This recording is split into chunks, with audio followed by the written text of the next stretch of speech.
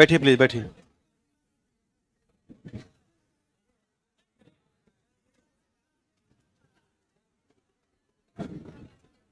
तो कैसे हैं आप लोग, बढ़िया हैं?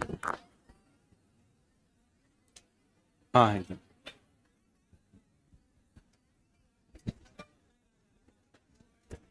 बैठ जाओ भाई, बैठ जाओ। मैसूर वाले किंग काय खड़े हैं?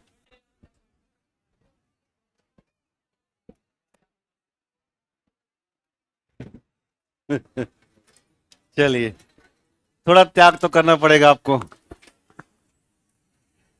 ऐसा करते हैं, आधा समय हम लगा लेते हैं, आधा समय आपको दे देंगे, ठीक रहेगा? चलिए, आइए। तो ये लास्ट क्लास है आपकी? इसके बाद भी क्लास है? कौन? आ आ आ। चलिए, क्या है बताइए भैया।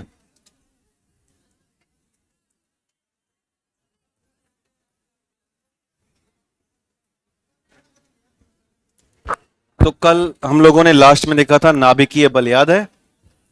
तो ये वही वाली क्लास है जिसमें कुछ किसी कुछ याद नहीं था। हाँ, फिर से पूछते हैं।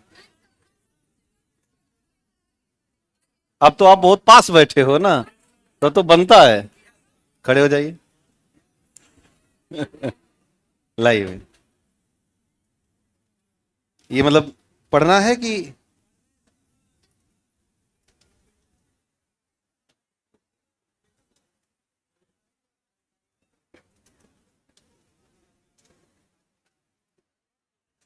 ये पॉसिबल नहीं है बेटा, है ना? इन भाई साहब कहना है कि बायोलॉजी फिजिक्स पढ़ा ही रहे हो, लगे हाथ केमिस्ट्री भी पढ़ा ही दो। बट ये अभी हाल फिलहाल संभव नहीं है। पर मैं इस पर विचार वाकई में कर रहा हूं। तो विचार अगर मैं कर रहा हूं तो मैं सोच रहा हूं कि ज्यादा नहीं, एक ही घंटा पढ़ा जाए। पर क्या बेटा? अरे रिदम काहे नहीं पकड़ेगा? पढ़ाना हमें है कि तुम्हें ये बता दो। चलिए, तो भाई बताओ, क्या नाम भैया आपका? अभिषेक। तो अभिषेक कुमार, ये बताओ कि कल हम लोगों ने देखा था कि इलेक्ट्रॉन, प्रोटॉन और न्यूट्रॉन, तीन हमारे पास फंडामेंटल पार्टिकल्स थे मेनली।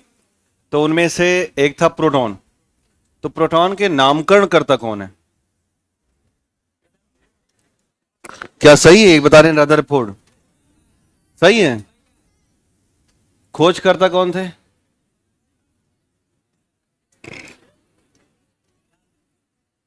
प्रोटॉन पर चार्ज बताओ कितना था?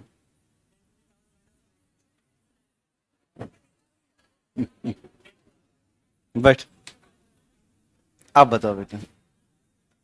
तो कल हम लोगों ने विचार किया था कि हमारे पास बहुत सारे मॉडल थे ना, उनमें से एक मॉडल था न्यूक्लियर मॉडल। किसने बताया था? नील्स बोर ने बताया था न्यूक्लियर मॉडल। वाह वाह। बैठ। हाँ, आप बैठे खड़ा ना, हाँ। इनको खड़े करो, हाँ आप। कल बात हुई थी। ऐसा ये नीचे मुड़ी की थी ना कि देख के भी नहीं देखे कोई ने। याद नहीं है? बैठ। आपको याद है? खड़े हो जाइए। तो कल चर्चा हुई थी, एक कोई अल्फा पार्टिकल था और उसको हम कहीं पे बमबारी करा रहे थे, वहां से प्राप्त करे थे न्यूट्रॉन। तो वो क्या था, ये सर बमबारी हो रही थी, कौन सी धातु है? बेरी? पक्का? पक्का?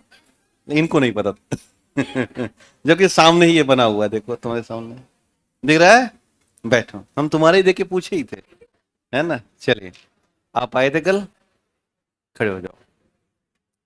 किसी कोई दिक्कत तो नहीं पूछने से? आपको कोई दिक्कत हुई? कुछ कर भी नहीं पाओगे, है ना?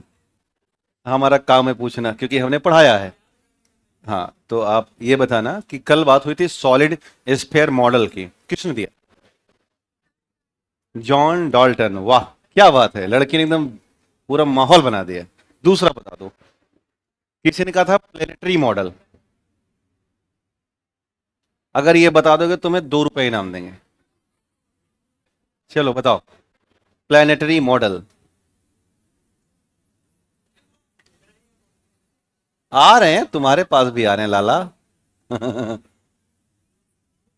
नील्स।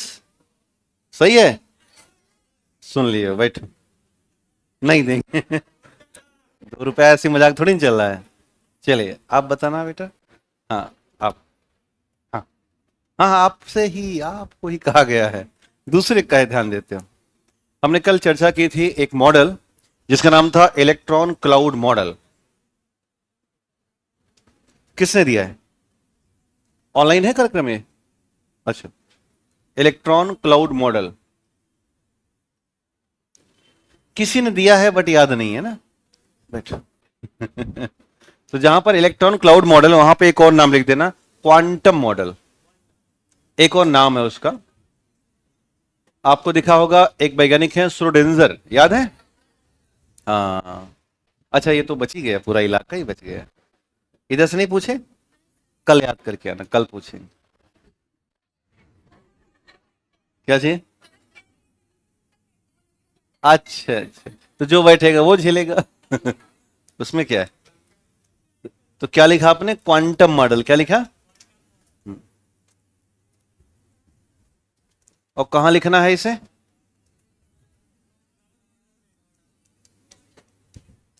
श्रोडिंगर, किस वाले में? श्रोडिंगर। आइए चलते हैं।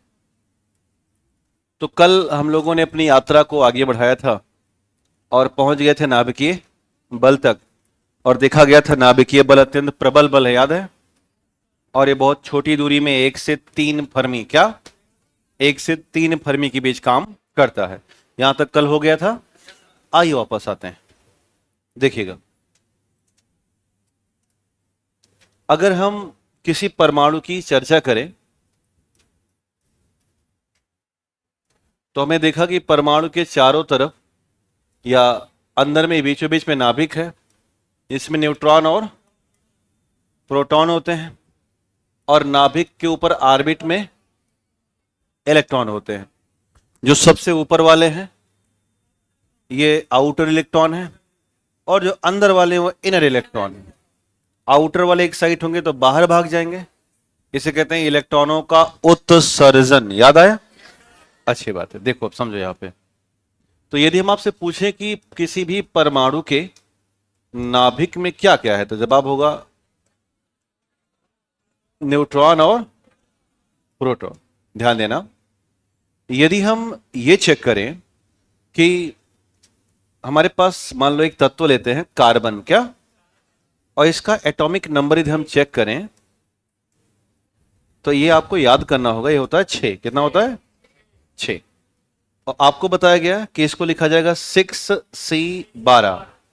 तो यहां पर जो नीचे वाला है ये होगा एटॉमिक नंबर, क्या होगा? और जो ऊपर वाला ये हो जाएगा एटॉमिक भार या मास। एटॉमिक मास बराबर होता है N+P, क्या होगा? और नंबर बराबर होता है नंबर ऑफ प्रोटॉन, क्या होगा? Number of proton. तो अब जरा बताना कि जो 6C12 लिखा गया इसमें कितने प्रोटॉन दिख रहे हैं आपको? तो जवाब हो जाएगा प्रोटॉन की संख्या है 6। दूसरा, यदि हमें प्रोटॉन पता चल गया तो अभी हम जानते हैं कि N+P बराबर है 12। यही तो है 12, और इसका बराबर N+P। तो यदि हम N निकालें तो आपको पता है P कितना है, 6 बराबर 12। तो N कितना हो जाएगा? 6। जितने प्रोटॉन उतने ही न्यूट्रॉन आ गया। कितना हो गया? 6। आमतौर पे जो एटम चार्ज नहीं होता जिस एटम पर, या जो एटम न्यूट्रल एटम होते हैं, उनमें जितना ही प्रोटॉन है उतना ही इलेक्ट्रॉन क्या होता है? ध्यान देना, यदि कोई भी परमाणु चार्ज लेस है या न्यूट्रल है तो याद रखिएगा कि जितना प्रोटॉन उतना ही इलेक्ट्रॉन होता है, यानी नंबर कितना? 6। अब अगर यदि मैं इसमें भरूं या कार्बन का एक परमाणु बनाने की कोशिश करूं तो आप पहले से याद करना और मुझे बताना। मान लो मैं कार्बन के एक परमाणु बना रहा हूं, तो इसमें बीच में नाभिक होगा। नाभिक में क्या होगा? एन और पी। एन कितना है? पी कितना है? और उसके बाद बहुत सारे ऑर्बिट होंगे। अब बहुत सारे ऑर्बिट का मतलब है कार्बन का एटॉमिक नंबर है 6। तो इसलिए बाहर वाले में होंगे 4, अंदर वाले में होंगे 2। तो अब यहां पर जो आपको बाहर बाहर दिख रहा है, यहां पर कुल हो जाएंगे 4। कितने हो जाएंगे? और अंदर वाले में 2। तो अब अगर हम कहें कि किसी भी कार्बन में नाभिक के साथ न्यूट्रॉन की संख्या, तो कहोगे 6। प्रोटॉन की संख्या तो कहोगे 6। और मैं कहूं इलेक्ट्रॉन में आउटर कितने, तो 4। इनर कितने और टोटल कितने, तो टोटल हो गए 6। तो यदि मैं कहूं कि मैं n अपान पी कर दूं, यानी भागे न्यूट्रॉन भागे प्रोटॉन, तो न्यूट्रॉन कितने हैं, प्रोटॉन कितने हैं, कितना आ गया? 1। कितना आया? 1। ध्यान देना, अब शर्त को समझिएगा। यदि हमें किसी एटम में n upon p is equal to 1 आ रहा है, तो हमेशा तय मान के चलना यह एक अस्थाई नाभिक होता है। क्या होता है? अस्थाई नाभिक होता है। इसे ब्रेक डाउन करना या इस नाभिक को तोड़ना पॉसिबल नहीं है। और है भी तो तरीके बहुत सारे हैं, उनके लिए किया जाएगा। जो अस्थाई नाभिक होता है, यहां पर नाभिकीय बल बहुत प्रबल है। क्या है? तभी ऐसा हुआ। तो कहने का आशय है कि नाभिकीय बल की प्रबलता निर्भर करती है कि न्यूट्रॉन और प्रोटॉन दोनों बराबर हों। क्या हों? बराबर। दूसरी शर्त समझिएगा, यदि n upon p greater than 1.5, क्या कहने का सही हो गया कि यदि हम न्यूट्रॉन को 4 मान लें और प्रोटॉन को 2 मान लें, कितना मान लें, तो 4/2 बराबर कितना आएगा, तो 2 क्या 1.5 से बड़ा है? तो ये दूसरी शर्त है कि n upon p greater than 1.5, तो ये नाभिक कहलाता है अस्थाई। क्या कहलाएगा? अस्थाई नाभिक। क्या कहलाएगा? तो हमें 2 शर्तें याद रखनी है। If n upon p equal to 1, then be achieve stable nuclei, but if n upon p greater than 1.5, then be achieve unstable nuclei, and each unstable nuclei is called radioactive nuclei. क्या कहेंगे? प्रत्येक अस्थिर नाभिक कहलाता है radio सक्रिय नाभिक। कुछ समझ में आया? तो नीचे नोट में डाल देना, लिखिएगा नाभिकीय बल के आधार पर, नाभिकीय बल के आधार पर 2 प्रमुख शर्तें होती हैं। नाभिकीय बल के आधार पर 2 प्रमुख शर्तें होती हैं। नाभिकीय बल के आधार पर 2 प्रमुख शर्तें होती हैं। लिखिएगा शर्त number 1, n upon p equal to 1।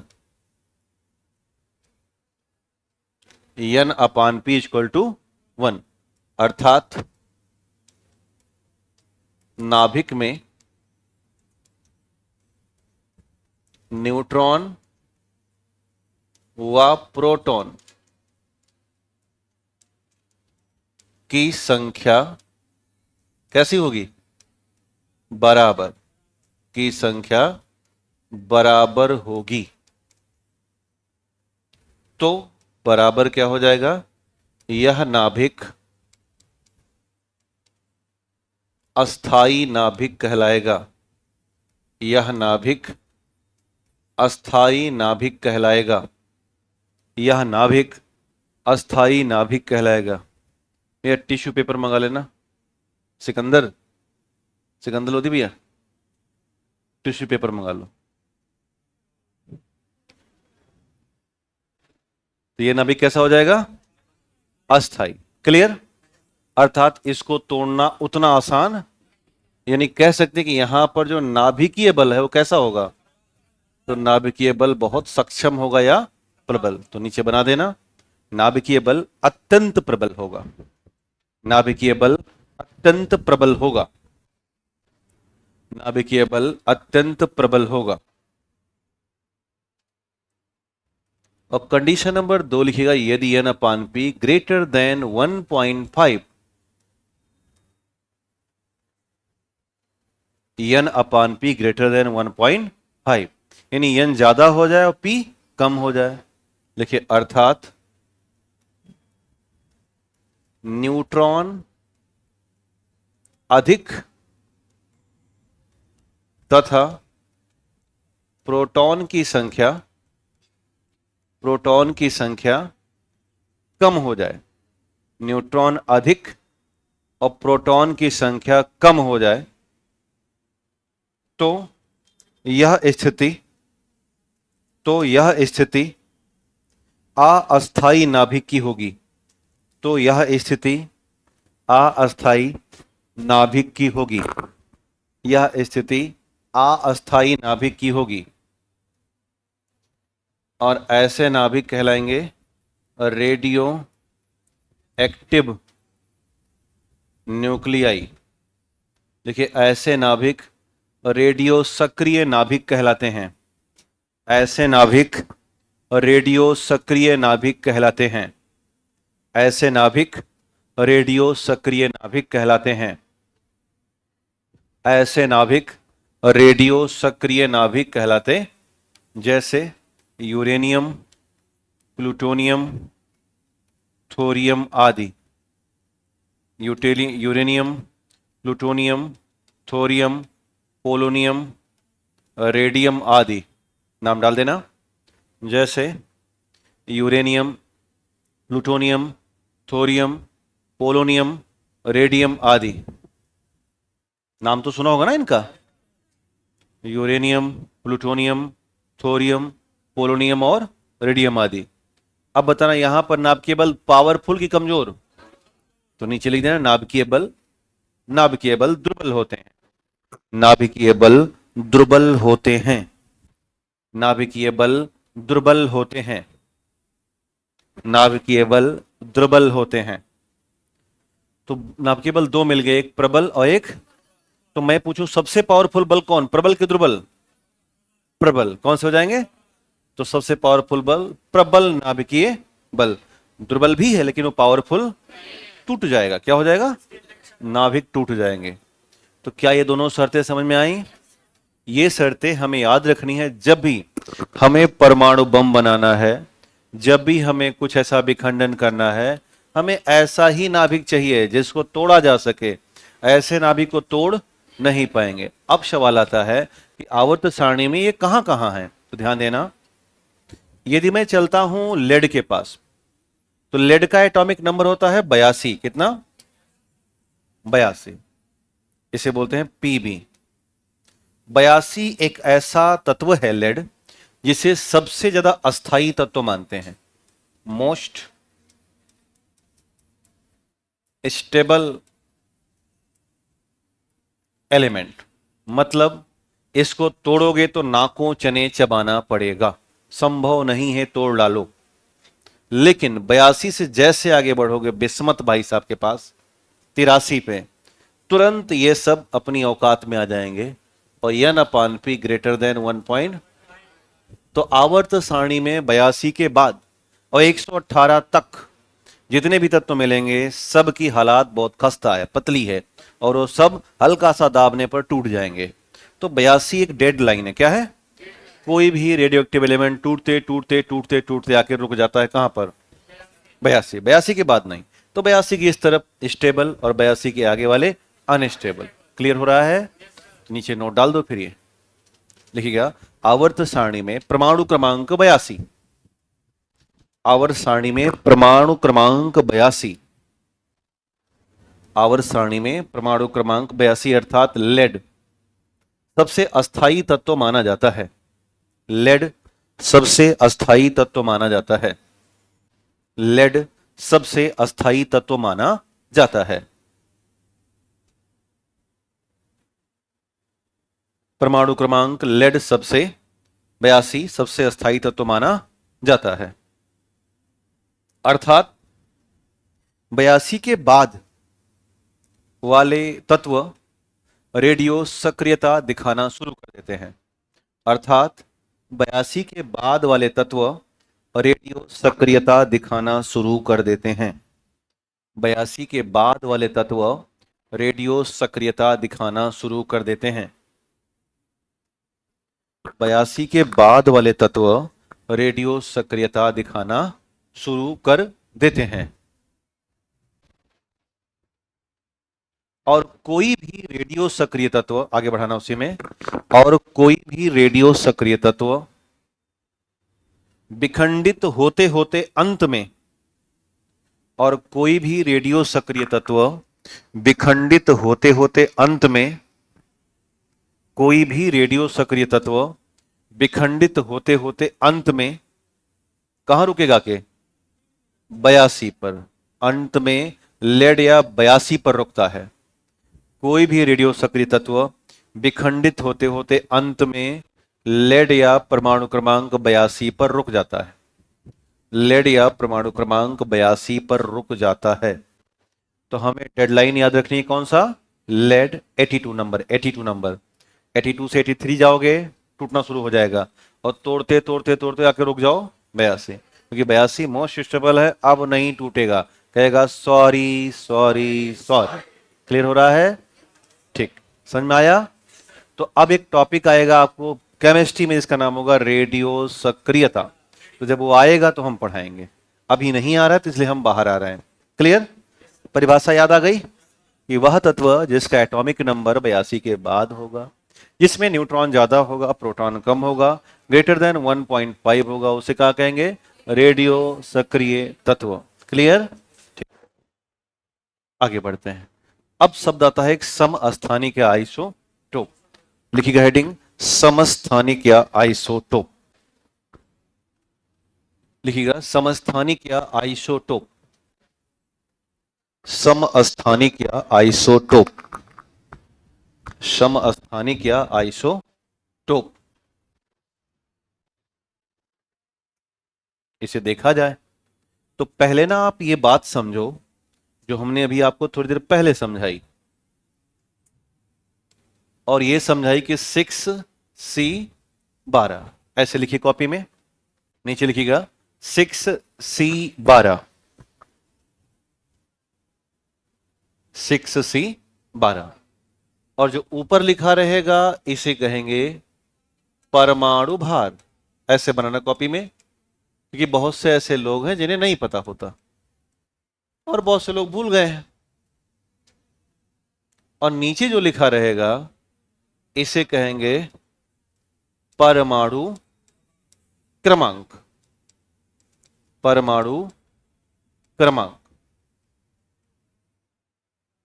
इसे ध्यान रखना है ना। जैसे कोई चीज हमारे सर पे रख के जा रहे हैं तो सर पे क्या कहलाएगा, भार, और नीचे पैर से चल रहे हैं तो क्रम, 1 क्रम 2 क्रम, तो नीचे वाला क्रम हो गया, और जो खोपड़ी पे रखा है वो भार हो गया। अब जो खोपड़ी पे जो भार होता है ना, वो हमेशा नाभिक के किसके बराबर होता है, नाभिक के जो न्यूक्लियन है, नाभिक के न्यूक्लियनों का योग क्या है, न्यूक्लियनों का योग होता है। और नाभिक में न्यूक्लियन कौन कौन से हैं, तो न्यूट्रॉन और प्रोटॉन। क्लियर? दूसरा याद रखा, परमाणु क्रमांक। परमाणु क्रमांक हमेशा होता है प्रोटॉनों की संख्या, क्या हो जाएगा, प्रोटॉनों की संख्या। तो ये अपनी कॉपी में पहले बनाइए।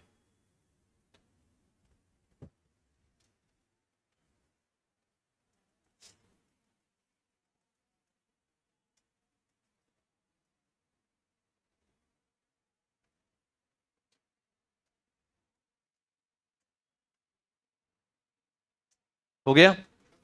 ठीक, तो लिखिएगा हेडिंग परमाणु भार। पहले इसको लगा समझते हैं, फिर आपको समझाते हैं समस्थानिक। लिखिएगा परमाणु भार। लिखिएगा परमाणु भार। लिखिएगा नाभिक में मौजूद न्यूक्लियनों का योग। नाभिक में मौजूद न्यूक्लियनों का योग। नाभिक में मौजूद न्यूक्लियनों का योग परमाणु भार होता है। नाभिक में मौजूद न्यूक्लियनों का योग परमाणु भार होता है, परमाणु भार होता है, और इसे कैपिटल ए से लिखा जाता है, और इसे कैपिटल ए से लिखा जाता है, और इसे कैपिटल ए से लिखा जाता है, इसे कैपिटल ए से लिखा। अब लिखिए परमाणु क्रमांक, परमाणु क्रमांक, परमाणु क्रमांक, और ब्रैकेट में कैपिटल जेड, कैपिटल जेड, परमाणु क्रमांक कैपिटल जेड। ये किसी भी नाभिक में मौजूद प्रोटॉनों की संख्या, किसी भी नाभिक में मौजूद प्रोटॉनों की संख्या, किसी भी नाभिक में मौजूद प्रोटॉनों की संख्या, किसी भी नाभिक में मौजूद प्रोटॉनों की संख्या उसका परमाणु क्रमांक होता है, उसका परमाणु क्रमांक होता है, उसका परमाणु क्रमांक होता है, उसका परमाणु क्रमांक। अब ध्यान देना, यहां पर शर्त दो हैं। एक शर्त है यदि परमाणु उदासीन होगा, जो कि बीपीएससी में होता ही होता है। बीपीएससी में कभी चार्ज एटम नहीं सवाल करेगा, हमेशा कौन सा करेगा? न्यूट्रल। यदि परमाणु उदासीन है तो proton is equal two electron, क्या होंगे? Proton is equal two electron, जितना प्रोटॉन उतना ही इलेक्ट्रॉन। और यदि परमाणु चार्ज होगा या आवेशित होगा, यदि परमाणु चार्ज हो, आवेशित हो जाए, तो इसका आशय है कि proton not equal two electron. ये दोनों शर्तें दिखा देना, और हमारे एग्जाम में यही आएगा बीपीएससी में हमेशा, कि जितना पी उतना ही ई। जैसे अभी हमने दिखाया था कहां? कार्बन वाले में 6 और 6 बराबर था ना। यदि परमाणु उदासीन होगा तो जितना प्रोटॉन उतना ही इलेक्ट्रॉन, और यदि आवेशित होगा तो बराबर नहीं होगा, इक्वल नहीं होगा, है ना। इक्वल करके काट देना है इसको। नॉट इक्वल टू क्या होता है? Not equal to. समझ में बात आई? अब आप निकाल ले जाओगे, कोई दिक्कत तो नहीं आएगी। एक दो हम ट्राई कर लेते हैं, है ना। मैं एक बार ट्राई करके दिखा रहा हूं, आप भी एक दो ट्राई कीजिएगा। इतना सबका हो गया, कोई दिक्कत तो नहीं किसी को? चलिए आगे बढ़ा जाए। यदि मैं एक ट्राई मारता हूं और वो है 8O18, क्या है? 8 ऑक्सीजन 18। अब आपको क्या क्या निकालना है मैं यहां पे लिख दे रहा हूं, और अपनी कॉपी में आप भी ऐसे खींच लेना। पहला निकालना है किसमें कि परमाणु भार कितना है। दूसरा पता करो कि परमाणु क्रमांक कितना है। तीसरा पता करो कि प्रोटॉन कितने हैं। चौथा पता करना है कि न्यूट्रॉन कितने हैं। पांचवा पता करना है कि इलेक्ट्रॉन कितने हैं। और मुझे पूरा भरोसा है कि आप निकाल ले जाओगे। जिन्हें नहीं आएगा प्लीज मेरा वेट करेंगे, मैं एक दो आपके साथ चलूंगा, है ना, क्योंकि यहां पर बहुत से लोग इसे नहीं निकाल सकते। तो अभी आपने देखा था जो नीचे लिखा हुआ क्रम होगा, ऊपर वाला भार होगा। तो मैं आपको उत्तर दे रहा हूं। तो परमाणु भार क्या है? N + P = 18। कोई दिक्कत तो नहीं? परमाणु क्रमांक कितना है? जितना प्रोटॉन, तो कितना हो जाएगा नीचे? 8। तो प्रोटॉन कितना है? 8। अब बताना न्यूट्रॉन। तो N + P = 18, तो N + 8 = 18, तो N = 18 - 8 कितना आ गया? भाई देखो, मैं पूरी गणित लगा के खत्म करता हूं। मुझे बहुत दुख हुआ इस चीज को।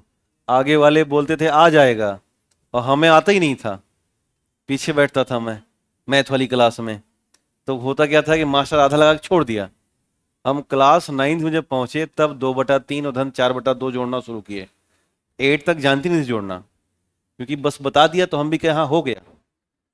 तो इसलिए मैथ हम जब तक पूरा खत्म नहीं कर देते, क्योंकि हम जानते हैं ऐसे कई लोग बैठे हैं यहाँ पर जो जोड़ने में बड़े गड़बड़ हैं। तो क्या हो गया इतना 10। तो न्यूट्रॉन कितना निकाल दिया हमने 10। अब बताओ, चूंकि ये न्यूट्रल है तो कितना हो जाएगा, इलेक्ट्रॉन जितना प्रोटॉन कितना हुआ। क्या कोई दिक्कत आई, निकल गया। अगला मैं दे रहा हूं, आप लगा सकते हो। ये सबका आ गया, पीछे भैया आपका आ गया एकदम जो विकर्ण पे बैठे हो। ठीक है, इस वाले विकर्ण पे भैया नॉर्मल है ना। ठीक, अगला आप निकालिए 1H1 का।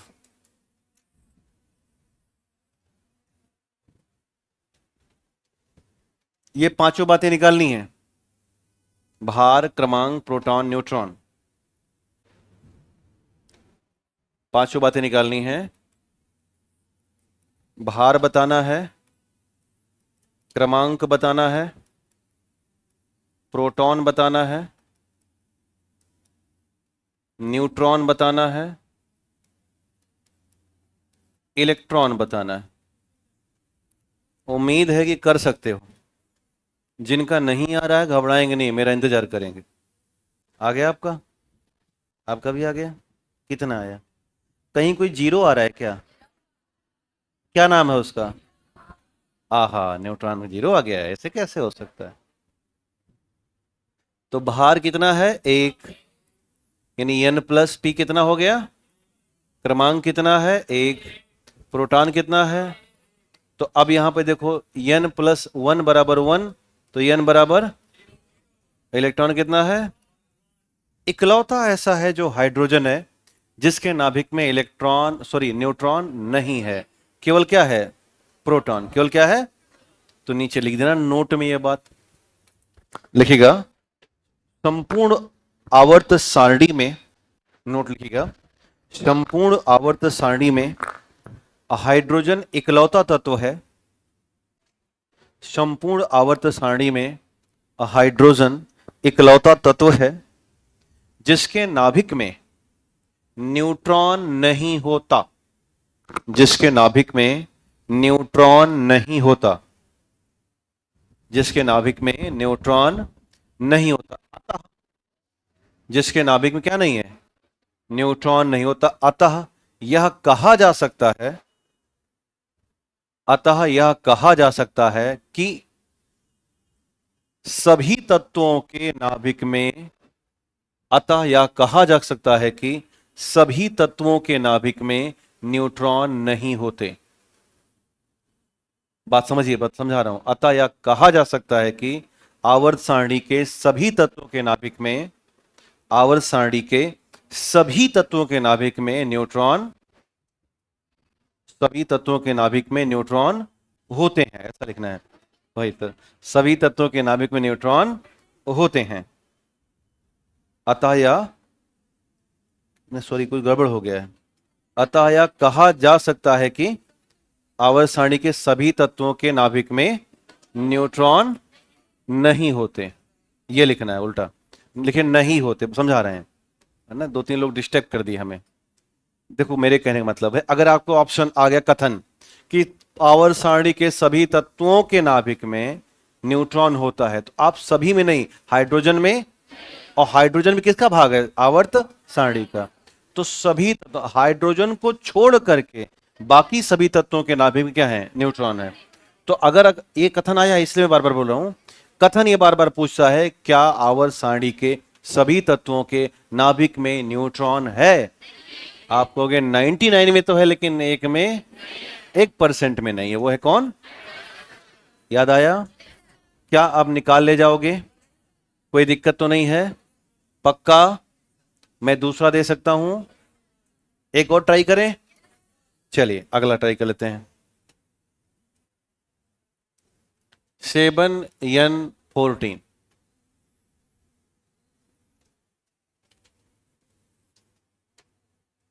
भार बताओ, क्रमांक,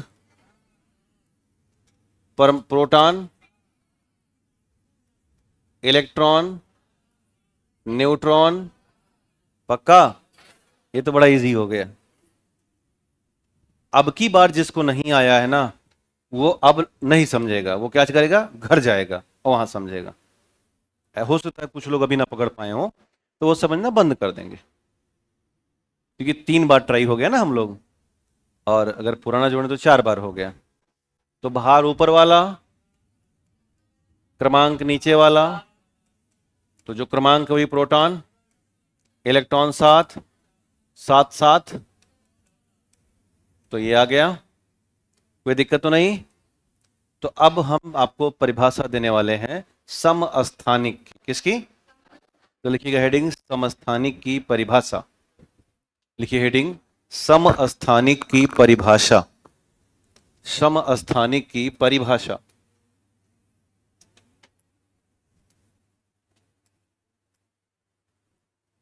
तो अब बड़ा नाम से क्लियर है कि जिसका परमाणु क्रमांक बराबर हो और भार अलग हो और तत्व एक ही हो, तो कहलाएगा समस्थानिक। लिखिएगा कि किसी परमाणु के एक ही तत्व में, किसी परमाणु या एक ही तत्व में, किसी परमाणु अथवा एक ही तत्व में जब, एक ही तत्व में जब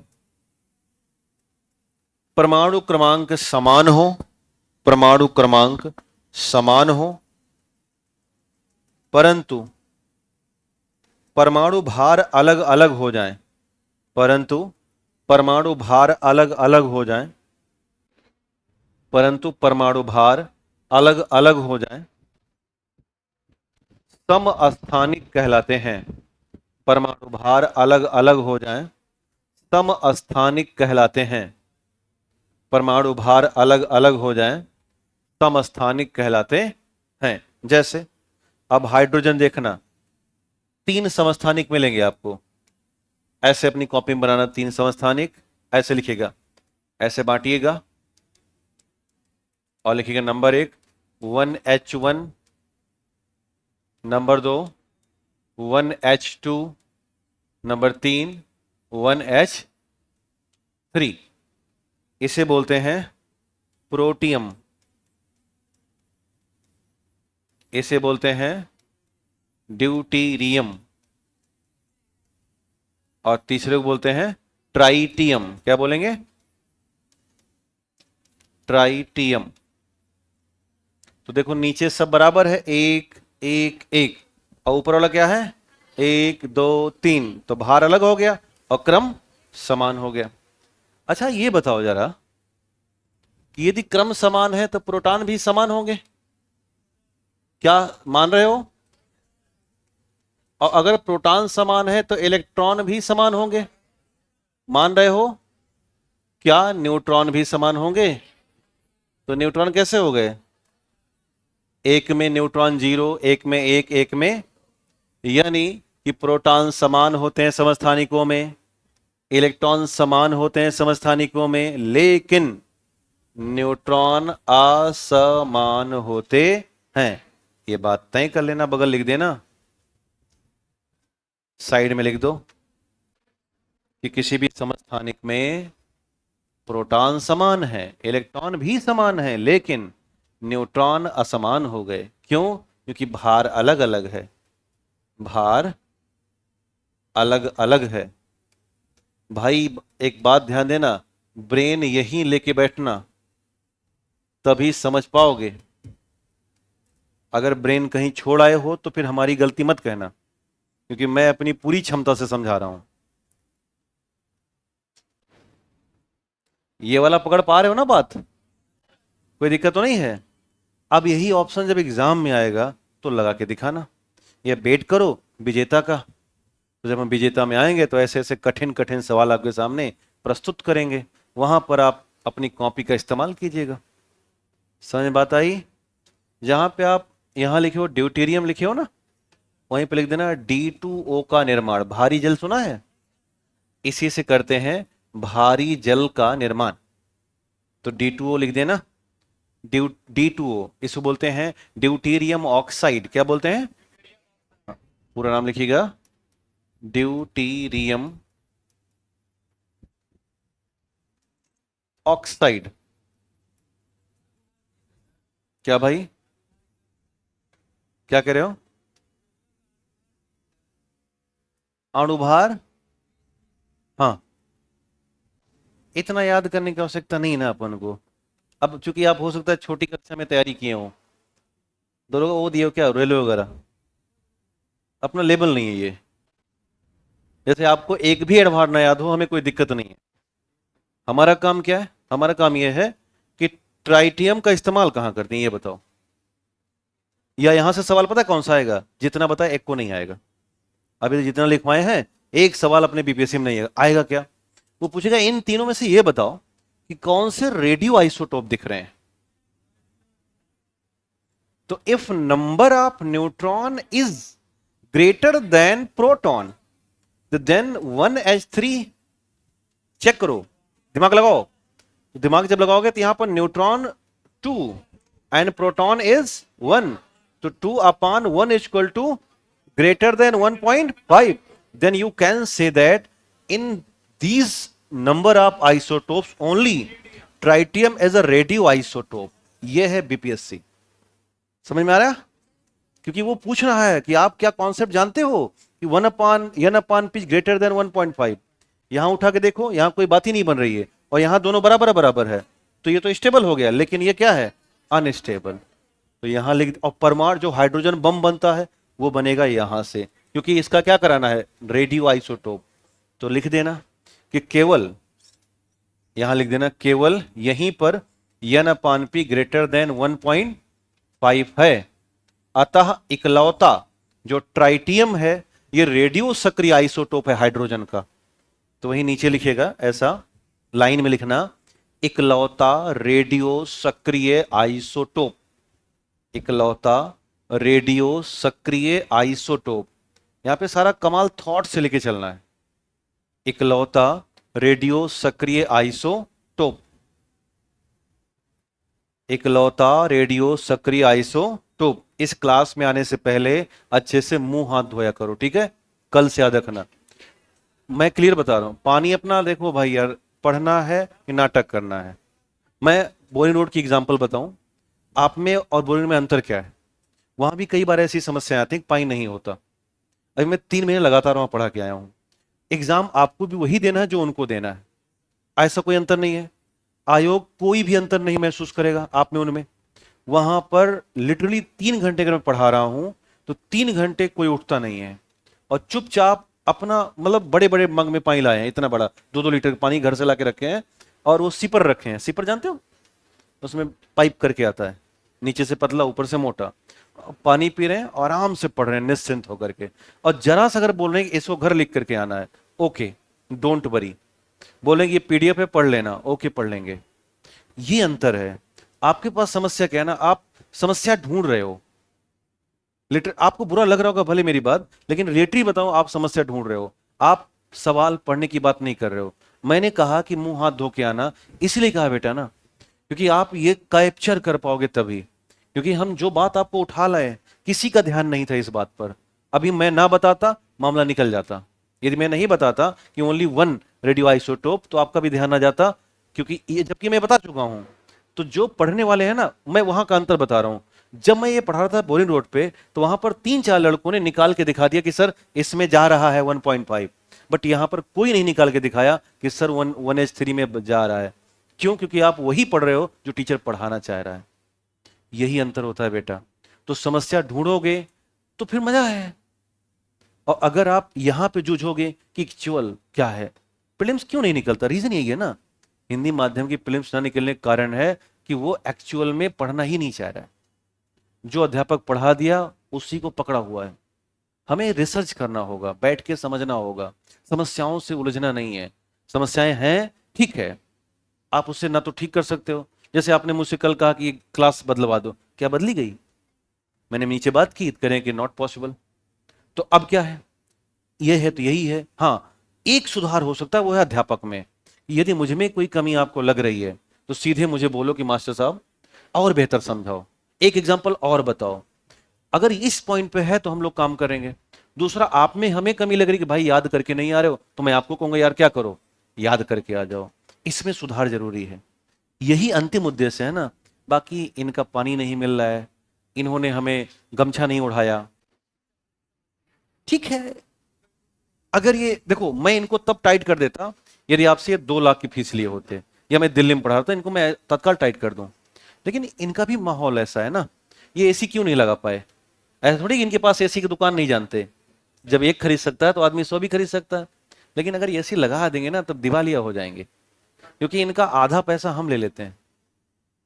कारण मैं दिल्ली से छोड़ करके यहाँ पटना रह रहा हूँ, तो यूं ही नहीं रह रहा हूँ, कुछ तो कारण है। उसका कारण है बहुत सारा पैसा, और जो बचता है वो इस समय चला जाता है। सारा जो कुछ प्रॉफिट होता है इधर से होता है, ये जो चल रहा है ऑनलाइन, क्योंकि इनको हमें इंफ्रा नहीं देना है। तो मजबूरियां इनकी हैं। जब हम बैठ करके रिसर्च किए तो पता चला कि ये सारे पॉइंट्स हैं। तो उसको अगर हम इश्यू बना लिए तो बड़ा मुश्किल होगा। इसका तरीका है बेटे कि बड़े बड़े सिपर खरीद लो, आते हैं 2 लीटर 2.5 लीटर के, पानी भरो अपना बैग में रखो। मैं आपको छोटा एग्जाम्पल बता रहा हूँ। एक दिन कल या परसों क्लास से पानी नहीं मिला, मुझे याद है। मैं थोड़ा सा आज से लिटरली, मैं कल अपनी पत्नी को बताया था कि मुझे ऐसा ऐसा हुआ, पानी मिलने में दिक्कत हुई। मुश्किल से कल शाम तक मेरे पास 2-3 तरह की टिफिन, अच्छी स्मूदी की बोतल, सारी चीजें आ गई। और आज मैं अपने बैग में पानी, स्मूदी के बॉटल्स, प्लस में कुछ नाश्ते, सेब, बिस्किट सब लेकर के आ गया। अब ये लेके आया तो इनकी मॉरल सपोर्ट, ये दब गए, कह रहे अरे सर गलती हो गई। हमने कहा कोई दिक्कत नहीं है, ये आपका ही है, वो मेरा नहीं है, मैं वहां से लेके आया, वहां भी इन्हीं का है। बट वहां पे मैं मैनेजमेंट कर सकता हूं, यहाँ पे नहीं कर पाया, कारण कि यहाँ पे मैनेजमेंट किसी और के हाथ में है। वहां पे हमारे पास कुक है, यहाँ पे हमारे पास कुक नहीं था। तो मैंने अपने कुक से कहा कि भाई ऐसा कर कि दिन में, चूंकि भाई 11 बजे, कब से पढ़ा रहा हूँ आपको, 11 बजे से, बज कितना रहा है 5, अगर मेरी एनर्जी जरा सी वीक हुई तो असर सब पर जाएगा, उसको बना के रखना है। तो मैंने कुक से कहा कि भाई ऐसे ऐसे कर, बना के दे दो। आज मैं प्रॉपर नाश्ता करके खड़ा हूं, जरा सा डिहाइड्रेशन नहीं है, हर चीजें नॉर्मल है, तो मैं कल भी अच्छी क्लास ले पाऊंगा। अगर मैं बहाना बनाता, नाटक पैदा करता, 10-12 को बुलाता, डांटता, वो पावर है मेरे अंदर कि मैं चाहूं तो खान सर तक शिकायत करा दूं, लपेट दूं अच्छे से। लेकिन इसकी कोई आवश्यकता बेटा नहीं है। क्यों? क्योंकि माहौल निगेटिव चला जाएगा। बात समझ रहे ना? मैं इनका बचाव नहीं कर रहा हूं, हम लोग अपनी पढ़ाई की बात कर रहे हैं, क्योंकि हमारा उद्देश्य पढ़ाना है और आपका क्या है, पढ़ना। किसी तरीके से, किसी तरीके से, समझ में आ गया? चलते हैं। तो अब आपको याद आया कौन सा, वहीं पे लिख देना। इसी का इस्तेमाल हाइड्रोजन बम बनाने में होता है। इसी का इस्तेमाल हाइड्रोजन बम बनाने में होता है। 2 बम है ना, एक है परमाणु बम, एक है हाइड्रोजन। तो हाइड्रोजन बम बनता है संलयन से, आगे पढ़ाएंगे। इसी का इस्तेमाल हाइड्रोजन बम बनाने में होता है। तो इकलौता रेडियो आइसोटोप कौन निकला? 1H3। क्लियर? चले, अब लिखिएगा प्रमुख समस्थानिक और उनका अनुप्रयोग। हेडिंग डाल दीजिएगा, प्रमुख समस्थानिक और उनके अनुप्रयोग। प्रमुख समस्थानिक और उनके अनुप्रयोग। प्रमुख समस्थानिक और उनके अनुप्रयोग। तो ढेर सारे हमारे पास समस्थानिक होते हैं। लिखिए नंबर 1, कोबाल्ट 60, नाम सुना होगा आपने। इसे हम गरीबों का मसीहा कहते हैं। कैंसर चिकित्सा किसके लिए काम आता है? तो आगे बढ़ाइएगा, कैंसर चिकित्सा, या इसका इस्तेमाल करते हैं रेडियोथेरेपी। कैंसर चिकित्सा या रेडियोथेरेपी। नंबर 2 लिखिएगा, आयोडीन 131, 131, आयोडीन 131। एक ग्लैंड होती है यहां पर थायराइड, कौन सी? तो लिखिएगा हेडिंग आगे पॉइंट, थायराइड ग्रंथि में उत्पन्न रोग का उपचार। थायराइड ग्रंथि में उत्पन्न रोग का उपचार। थायराइड ग्रंथि में उत्पन्न रोग का उपचार। और नंबर 2 लिखिएगा उसी में, मस्तिष्क में ट्यूमर की पहचान। दूसरा काम है मस्तिष्क में ट्यूमर की पहचान। मस्तिष्क में ट्यूमर की पहचान। मस्तिष्क में ट्यूमर की पहचान। नंबर 3 लिखिएगा सोडियम 24,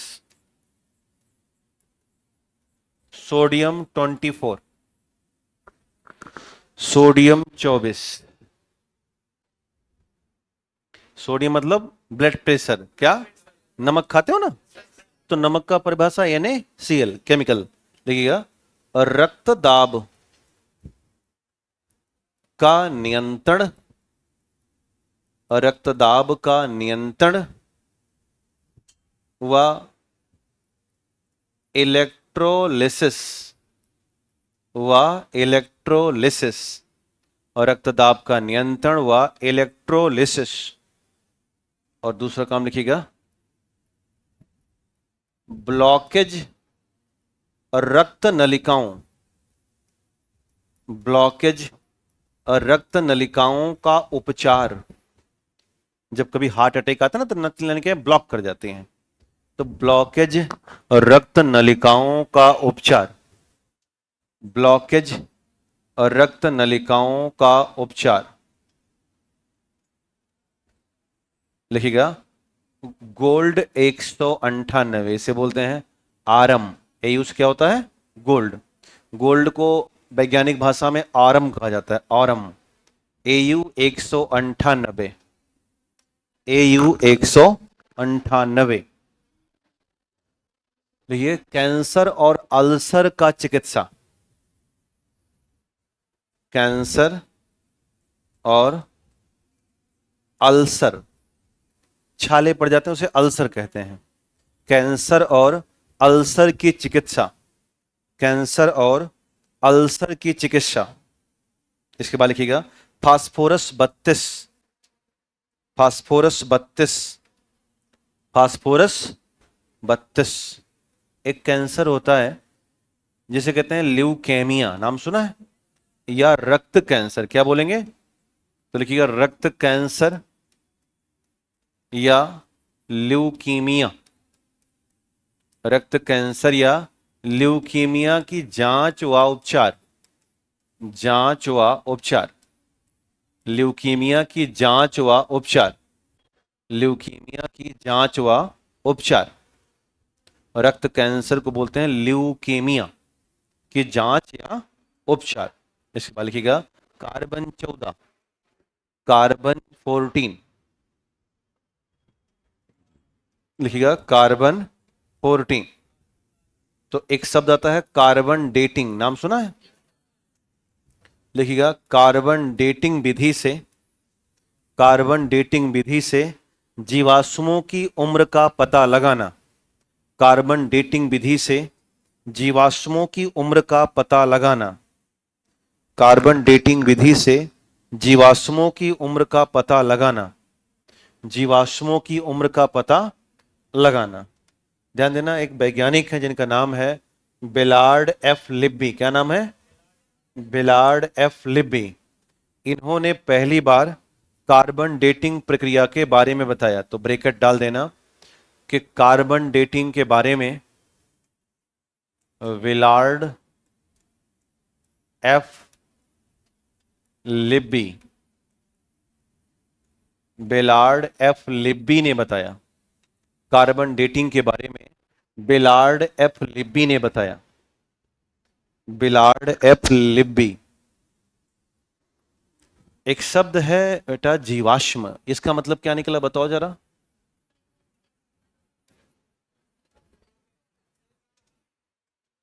जीवाश्म की परिभाषा क्या हुई। पहले जीवन था अब मर गया, और मर गया तो अचानक मिला रास्ते में मरा हुआ, तो क्या कहलाएगा। बशर्ते कई साल बाद मिला, अचानक नहीं। अब आज मर जाओ कल जीवाश्म नहीं कहलाओगे। ध्यान देना मरने के लिए टाइम होना चाहिए कि आप पूरी तरह से डिकम्पोज हो गया हो।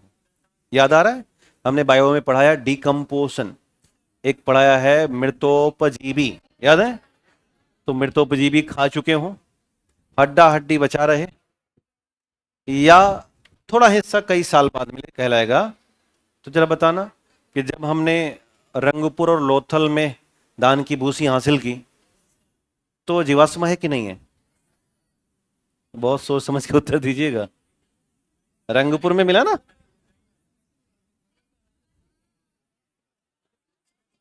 परिभाषा पकड़ो। पहले जीवन था वो मर गया। क्या पहले धान जिंदा था? अरे पगला, धान मर चुका है।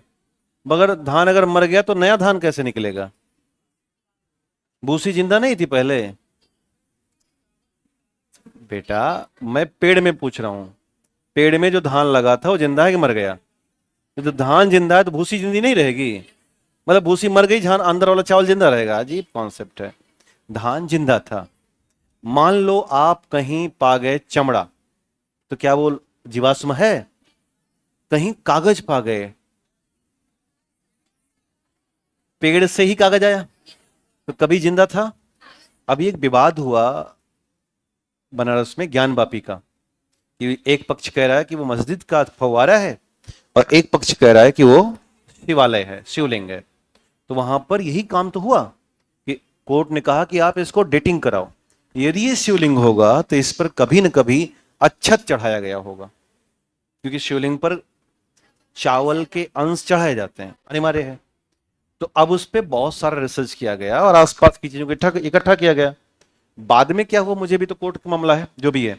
तो जब कभी ऐसे विवाद आते हैं जहां पर जीवाश्म के चांसेस बने, तो अब जीवाश्म में हमने क्या क्या बता दिया? हड्डी, चमड़ा, अनाज के अवशेष, कागज और कपड़ा। लिख दो जीवाश्म। हम कार्बन 14 की जांच की प्रक्रिया बता रहे हैं, कहां कहां यूज करोगे। लिखिएगा कार्बन 14 के लिए जीवाश्म, लिखिएगा कार्बन 14 के लिए जीवाश्म। और आगे लिखिएगा हड्डी, हड्डी, चमड़े, लकड़ी, हड्डी, चमड़े, लकड़ी, कागज, हड्डी, चमड़े, लकड़ी, कागज, अनाज के अवशेष। हड्डी, चमड़े, लकड़ी, कागज और अनाज के अवशेष, इन सब का उम्र हम बता सकते हैं on the behalf of carbon 14। क्या कोई दिक्कत? अब नेक्स्ट लिखिएगा आर्सेनिक 74। आगे लिखिएगा आर्सेनिक 74। आर्सेनिक 74। बीपीएससी ना यूपीएससी से भी टफ है, हल्का चीज नहीं है ये। बस सरते इसको लोग हल्का मान बैठे हैं। आप इसको जुझारूपन से पढ़िए असलियत में, कि वाकई में नंबर मिले हमें। तो जब वाकई में नंबर मिले तो यही हालात है इसके, कि बिंदुवार बहुत खुले मन से पढ़ना है, रटना जैसा नहीं। इतना अभी पिछले साल क्या हुआ 70 में, बहुत से दरोगा वाले पास हो गए, कारण कि पेपर थोड़ा आसान आ गया और एंट्री कर गए थे, अब पास तो हो गए। अब आ रहे कह रहे अब क्या करें। हमने कहा कभी लिखे हो? ना ना ना तो हमने कहा तो हम क्या करें। तो अब कह रहे हैं सर कुछ ऐसा बताओ कि 8 दिन में अंग्रेजी बोलना सिखाओ आता है ना रैपिडेक्स इंग्लिश स्पीकिंग कोर्स, 8 दिन में इंग्लिश स्पीकना सीखें तो हमने कहा यार 8 दिन में तो नहीं हो पाएगा। फिर लेकिन जब खान सर ने सबसे टीचरों से मीटिंग की तो हम लोग बैच निकाले थे रैंकर करके, तो रैंकर उन्हीं के लिए आई थी। अब हमने बहुत प्रयास किया कि वो मेंस लिखें, कुछ छात्रों ने अडॉप्ट कर लिया, बट हमने देखा कि 70+ % लोगों ने नहीं पकड़ा। इत्तेफाक से पीटी निकल गया था। पर लिखना, ये जो प्री पढ़ रहे हो ना बेटा, ये भी मेंस की क्लास है। क्योंकि जब अध्यापक बोल रहा होता है ना आपके लिए, जैसे एग्जाम्पल पॉलिटी ले लेते हैं, आपने पढ़ा हुआ है जस्ट, तो पॉलिटी आपने पढ़ लिया, तो वो एक ऐसा सर ने पढ़ाया होगा कि अब आप मेंस के सवाल भी पकड़ोगे तो ऐसा नहीं लगेगा नया नया ऐसा लग रहा है, कुछ शब्द पीटी से भी निकालोगे। एकदम से नहीं कि सारे शब्द मेंस में नए आ जाएंगे, अनुच्छेद तो वही रहेगा ना। तो जब आप प्रीलिम्स की तैयारी कर रहे हो तो आपकी मौलिक अभिव्यक्तियां मजबूत हो रही हैं, और जिस दिन आपने एडमिशन लिया तब से मेंस चलने लगा फिर वो। और सोचो कोई दरोगा में तैयारी कर रहा था तो उसका मास्टर जो है वो हमेशा यही अप्रोच दिया, क्या ऊपर ऊपर ऊपर ऊपर ऊपर ऊपर, है टिक मारो टिक मारो। आपके एक भी अध्यापक इस धारा के नहीं है, सारे अध्यापक जितने हैं सब बहुत ज्यादा जुझारू प्रवृत्ति के हैं। वो आपको कभी टिक पे किसी अध्यापक ने वो ट्रिक नहीं बताया होगा, और बताया भी है तो बहुत नॉर्मल और उड़ा के निकल गया है, टिक नहीं, चलो ठीक है। रीजन कि ये परीक्षा लिखित परीक्षा है, ये जो आप लिख रहे हो ये मेंस की तैयारी हो रही है, जो मैं बोल रहा हूं ये आपका स्पीड बढ़ा रहा है। जब आप ऐसे ऐसे 7 8 10 कॉपियां बना लेते हो ना, आप एक छोटा सा एग्जांपल लो, ज्यादा नहीं, 10 दिन के लिए मामा के यहाँ चले जाओ, और 11वें दिन जब, मतलब घर भी चले जा सकते हो, कहीं भी जाओ, 11वें दिन जब आप लिखना शुरू करोगे ना तो ये दर्द करता है। तो हम लोग जब मेंस आता है तो एक्सरसाइज बताते हैं कि ये पीछे ले जाओ, इसको बार बार ले जाओ पीछे, यहां तक कि ये दोनों यहां पर निशान पड़ जाता है। तो सवाल बोलते हैं मूव लेके बैठो, यहाँ पे मल लो मूव और लिखो, मर जाओ लेकिन लिखो, गले पर मुंह मलो लेकिन लिखो। क्यों? कि सारा खेल बेटा 3 घंटे का है, जो कर गया वो राजा बन गया, और जो नहीं करा वो अगले साल फिर यहीं से लगेगा। लाइन कहां से? सांप सीढ़ी का खेल है ना ये, 99 पे जब काटता है तो कहां आना है? 0 पे या 1 पे ही आना है, यही कहानी है। तो लिखना ही सर्वोपरि है। समझ में आ रहा है? आइए बढ़ लेते हैं। लिखिएगा आर्सेनिक 74, लिखिएगा हड्डी संबंधी रोग के उपचार के लिए, हड्डी संबंधी रोग के उपचार के लिए, हड्डी संबंधी रोग के उपचार के लिए, और उसी में नंबर 2 लिखिएगा शरीर में, शरीर में छोटे आकार के कैंसर की पहचान के लिए, शरीर में छोटे आकार के कैंसर की पहचान के लिए, शरीर में छोटे आकार के कैंसर की पहचान के लिए, शरीर में छोटे आकार के कैंसर की पहचान के लिए, शरीर में छोटे आकार के कैंसर की पहचान के लिए। अब लिखिएगा संभारिक या आइसोबार। अगला है संभारिक आइसोबार, समस्थानिक हो गया, अगला टॉपिक है संभारिक।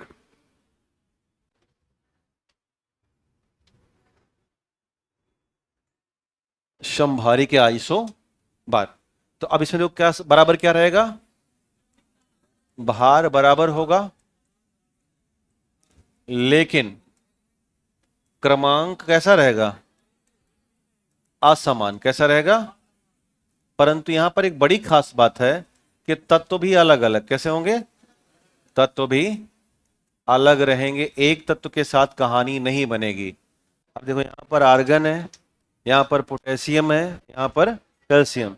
नीचे देखो इनके सर पर 40 40 और 40, लेकिन पैर में इनके 18 पायल, इनके पैर में 19 पायल, इनके पैर में 20 पायल। कौन मान सकता है?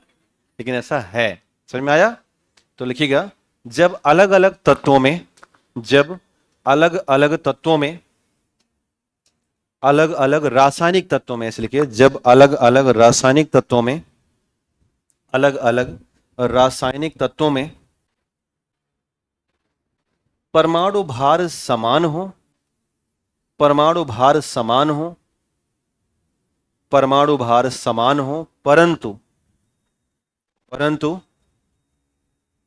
परमाणु क्रमांक असमान होते जाएं, परंतु परमाणु क्रमांक असमान होते जाएं, परंतु परमाणु क्रमांक असमान होते जाएं, परमाणु क्रमांक असमान होते जाएं, तो यह संभारिक कहलाते हैं, तो यह संभारिक कहलाते हैं, तो यह संभारिक कहलाते हैं,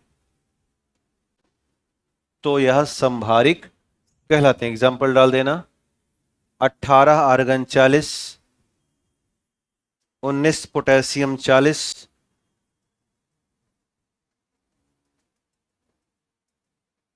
और 20 कैल्शियम 40, 20 कैल्शियम 40। अब जरा देखो, यदि मैं इनमें चेक करूं कि एटॉमिक नंबर क्या समान है, उत्तर है नहीं।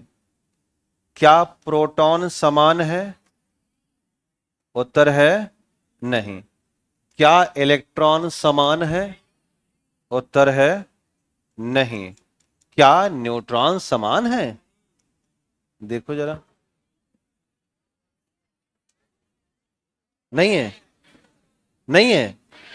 चेक कर लेते हैं, 18 आर्गन 40, कितना हो गया? 22। यहां पे देखो कितना हो गया, यानी ये भी समान, तो इलेक्ट्रॉन भी असमान, प्रोटॉन भी असमान, न्यूट्रॉन भी असमान, और एटॉमिक नंबर भी तो समान। क्या केवल बाहर, क्या केवल समान है? तो इसे नीचे अलग से लगाओ कॉपी में कि इलेक्ट्रॉन भी असमान, प्रोटॉन भी असमान, न्यूट्रॉन भी अलग अलग, नंबर भी अलग अलग, बस समान क्या है? भार। आपको ना 7-8 कथन दे देगा और कहेगा इनमें से सही बताओ, तो वहां पर बहुत स्थिरता से निकालना है सारा।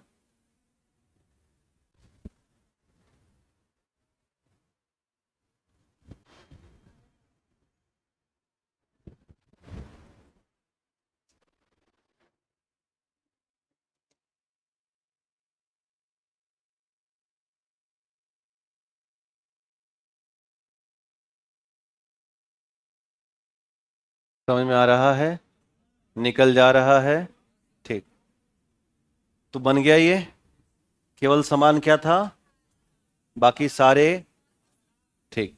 हमें लग रहा था न्यूट्रॉन समान निकल जाएगा, लेकिन निकला ही नहीं। कोई बात नहीं, आगे निकालते हैं। लिखिएगा सम न्यूट्रॉनिक।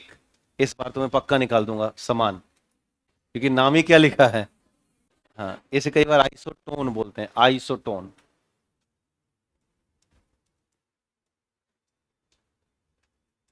तो ब्रैकेट में एक और नाम लिखिएगा, आइसोटोन। आइसोटोन लिखिएगा, आइसोटोन। तो इसमें एक बात याद रखना, न्यूट्रॉन की संख्या हमेशा समान क्या होगी? समान। लिखिएगा अलग अलग रासायनिक तत्वों में, अलग अलग रासायनिक तत्वों में जब, अलग अलग रासायनिक तत्वों में जब न्यूट्रॉनों की संख्या समान हो जाए, न्यूट्रॉनों की संख्या समान हो जाए, न्यूट्रॉनों की संख्या समान हो जाए, तो ये सम न्यूट्रॉनिक कहलाते हैं। तो ये सम न्यूट्रॉनिक कहलाते हैं। तो ये सम न्यूट्रॉनिक कहलाते हैं। जैसे 6C14, 7N15, 8 ऑक्सीजन 16। ये तीनों एग्जांपल लिखिए एक साथ। 6C14, 7 नाइट्रोजन 15, ये सब आइसोटोप हैं, और 8O18 16। अब सबके न्यूट्रॉन निकालो आप।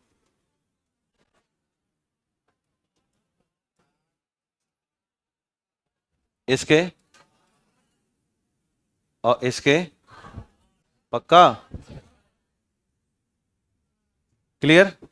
अब अगर हमें टोटल चेक करूं मैं, तो क्या एटॉमिक नंबर सेम है? उत्तर है। क्या एटॉमिक मास सेम है? उत्तर है नहीं। तो क्या प्रोटॉन सेम है?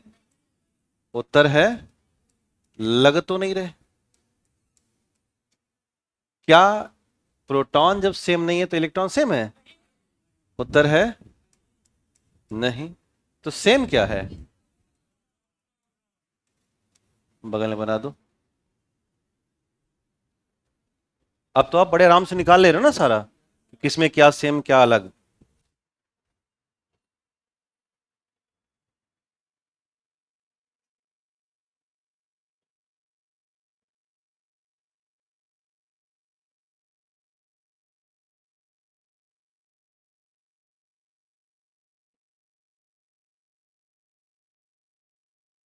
तो इस तरह से हमने तीनों बातें समझ ली, इलेक्ट्रॉनिक, न्यूट्रॉनिक और आइसोटोप। ये सबने बना लिया है वो बातें, सबकी पीछे से कवर हो रहा है। ठीक। अब लिखिएगा हेडिंग परमाणु ऊर्जा, एटॉमिक एनर्जी। लिखिएगा परमाणु ऊर्जा या एटॉमिक एनर्जी। यहां से प्री और मेंस एक साथ चलेगा, है ना। मतलब यहीं से आप मेंस भी पढ़ोगे, यहीं से प्री भी पढ़ोगे, तो वहीं पे लिख देना प्री एंड मेंस।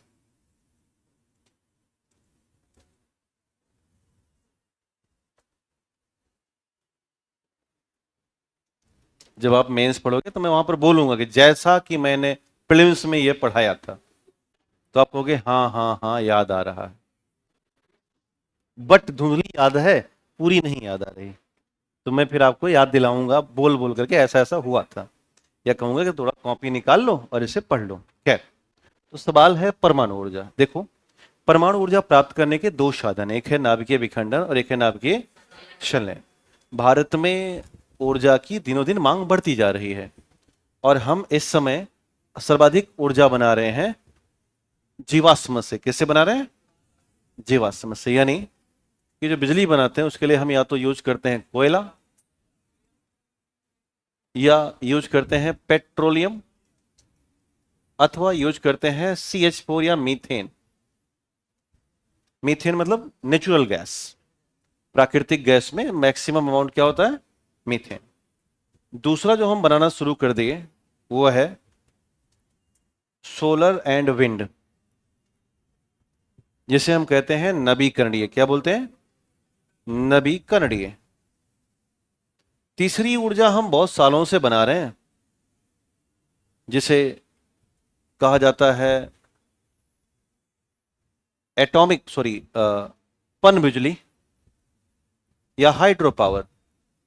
हमारे जो पहले प्रधानमंत्री थे पंडित अटल बिहारी वाजपेयी, जवाहरलाल नेहरू जी, उन्होंने इसे आधुनिक मंदिर की संज्ञा दी थी, कि जो हमारे बांध बन रहे हैं ये क्या हैं? भारत के आधुनिक मंदिर हैं। ये तीसरे नंबर पर बनाते हैं।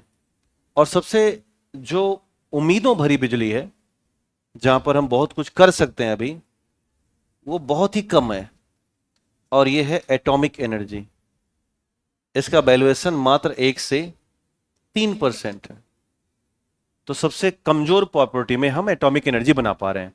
इसी पीछे का रीजन है कि हमारे पास यूरेनियम का ना होना। हम यूरेनियम उतना अच्छा नहीं रखते थे, जो रखते भी हैं उसको निकाल नहीं पाते। थोरियम रखते हैं तो निकालने का क्षमता नहीं है, तोड़ने की शक्ति नहीं है। आदि आदि बातें, आजादी मिलने में टाइम लगा, तो इसलिए हमने सबसे न्यूनतम स्तर पर बनाया। बट हाँ, उम्मीदें बहुत हैं इधर। अगर आप सोच के देखो तो कोयला पेट्रोल एक दिन खत्म हो जाएगा। चूंकि ये एनवायरमेंटल पोल्यूशन पैदा कर रहे हैं, इसलिए इनको हम ज्यादा बढ़ावा भी नहीं दे रहे हैं। सोलर और विंड में मौका ठीक ठाक है, लेकिन एनर्जी टेक्नोलॉजी बड़ी स्लो है। टेक्नोलॉजी कम होने से आज भी हम अगर बड़ा वाला मोटर चलाना है तो सौर ऊर्जा से नहीं चलाते, बिजली का इंतजार करते हैं, है ना। इससे खाली बल्ब जलाते हैं, पंखा चलाते हैं। AC तक चलाना हुआ तो बड़ा सोचना पड़ता है। पन बिजली में बांध बनाना बहुत मुश्किल काम है। नए बांध बहुत सालों से बने ही नहीं। गुजरात के एक दो छोड़ दिए जाए तो पूरी दुनिया में अगर उठा के देखो, जबकि हमारे पास ठीक ठाक अवसर है कि हमने सिंधु नदी का जल तो रोक लिया है, तो बांध बना बना के सारा पानी अगर हम चाहें तो राजस्थान वगैरह सेट सेट कर देते हैं। बट ऐसा होना टेढ़ी खीर है। बहुत सारे टेक्निकल वर्क्स हैं जो होने चाहिए, बट होते होते टाइम लग जाएगा। अंतिम एक तरीका हमारे पास यही है कि हम अपने यहाँ न्यूक्लियर पावर बढ़ाएं। और न्यूक्लियर पावर बढ़ाने का उद्देश्य है कि हमारी सरकार ने छोटे पावर के न्यूक्लियर पावर प्लांट बनाने का प्लान बना लिया है। अब ये दक्षिण भारत वाले हमसे बहुत खफा रहते हैं इस मामले को लेकर के। उनका कहना है कि सारे पावर प्लांट तुमने तो यही कर दिया है नीचे। उत्तर प्रदेश में नरौरा है जहां पर परमाणु विद्युत बनाते हैं। पूरा बिहार उठा के देख लो, कोई परमाणु ऊर्जा नहीं है। उठा के देखो ना अपने यहाँ, एक भी पावर प्लांट नहीं है जो कि वर्किंग हो या ऐसा कुछ हो। इसके पीछे का रीजन है ये है कि रेडियो एक्टिव वेस्ट,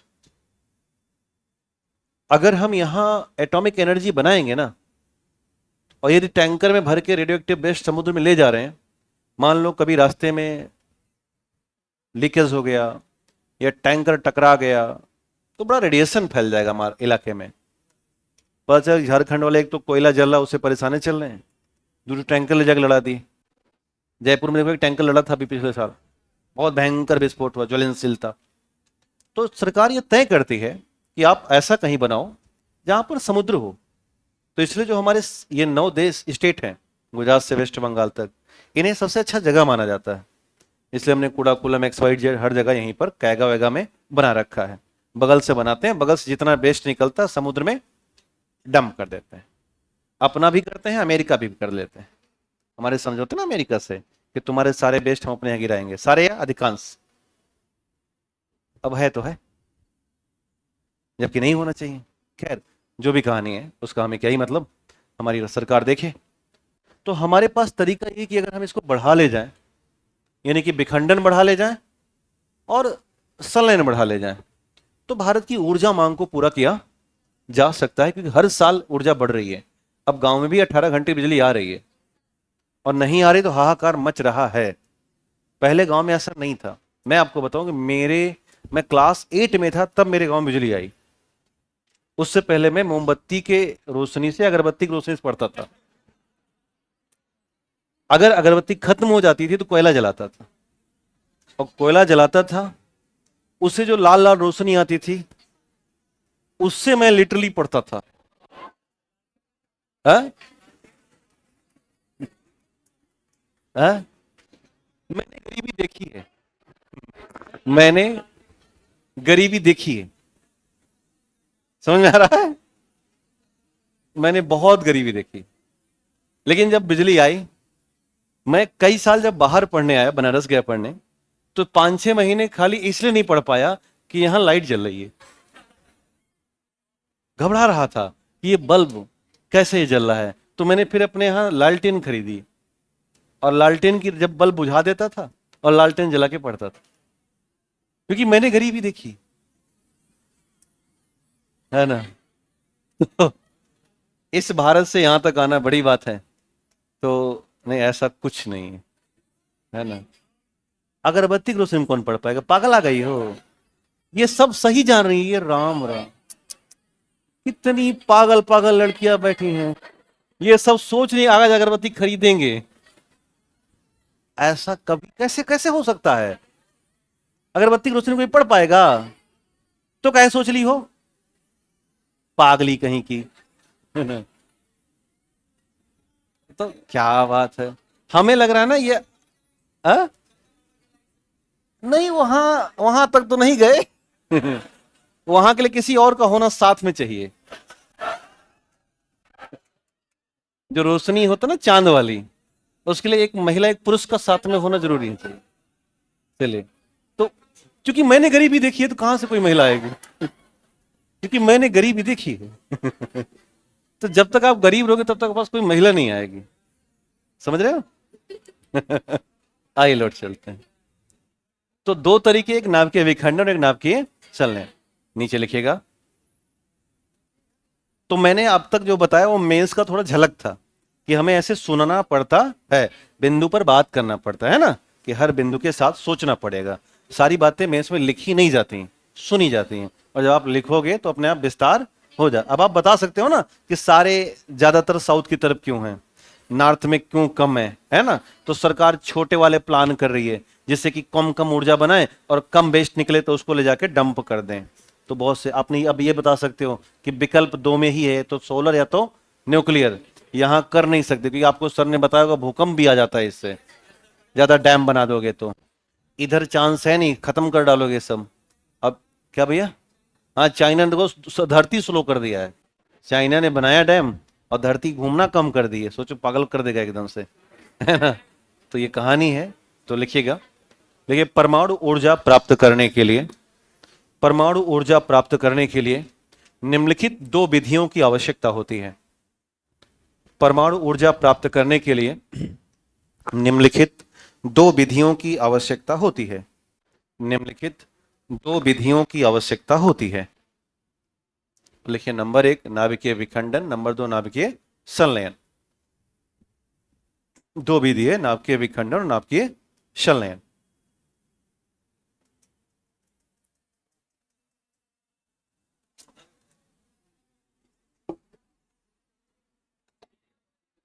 नाभिकीय विखंडन और नाभिकीय संलयन। लिखिएगा हेडिंग, नाभिकीय विखंडन या न्यूक्लियर फिजन। नाभिकीय विखंडन या न्यूक्लियर फिजन। नाभिकीय विखंडन, न्यूक्लियर फिजन। परिभाषा लिखिएगा, जब जब कोई भारी नाभिक जब कोई भारी नाभिक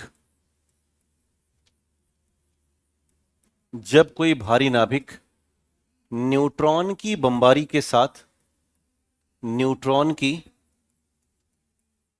बमबारी के साथ न्यूट्रॉन की बमबारी के साथ दो या दो से अधिक दो या दो से अधिक दो या दो से अधिक समान अथवा असमान समान अथवा असमान नाभिकों में समान अथवा असमान नाभिकों में टूट जाता है। समान अथवा असमान नाभिकों में टूट जाता है। समान अथवा असमान नाभिकों में टूट जाता है। तो इस दौरान भारी मात्रा में द्रव्यमान क्षति होती है। इस दौरान भारी मात्रा में द्रव्यमान क्षति होती है। इस दौरान भारी मात्रा में द्रव्यमान क्षति होती है और इसी के आधार पर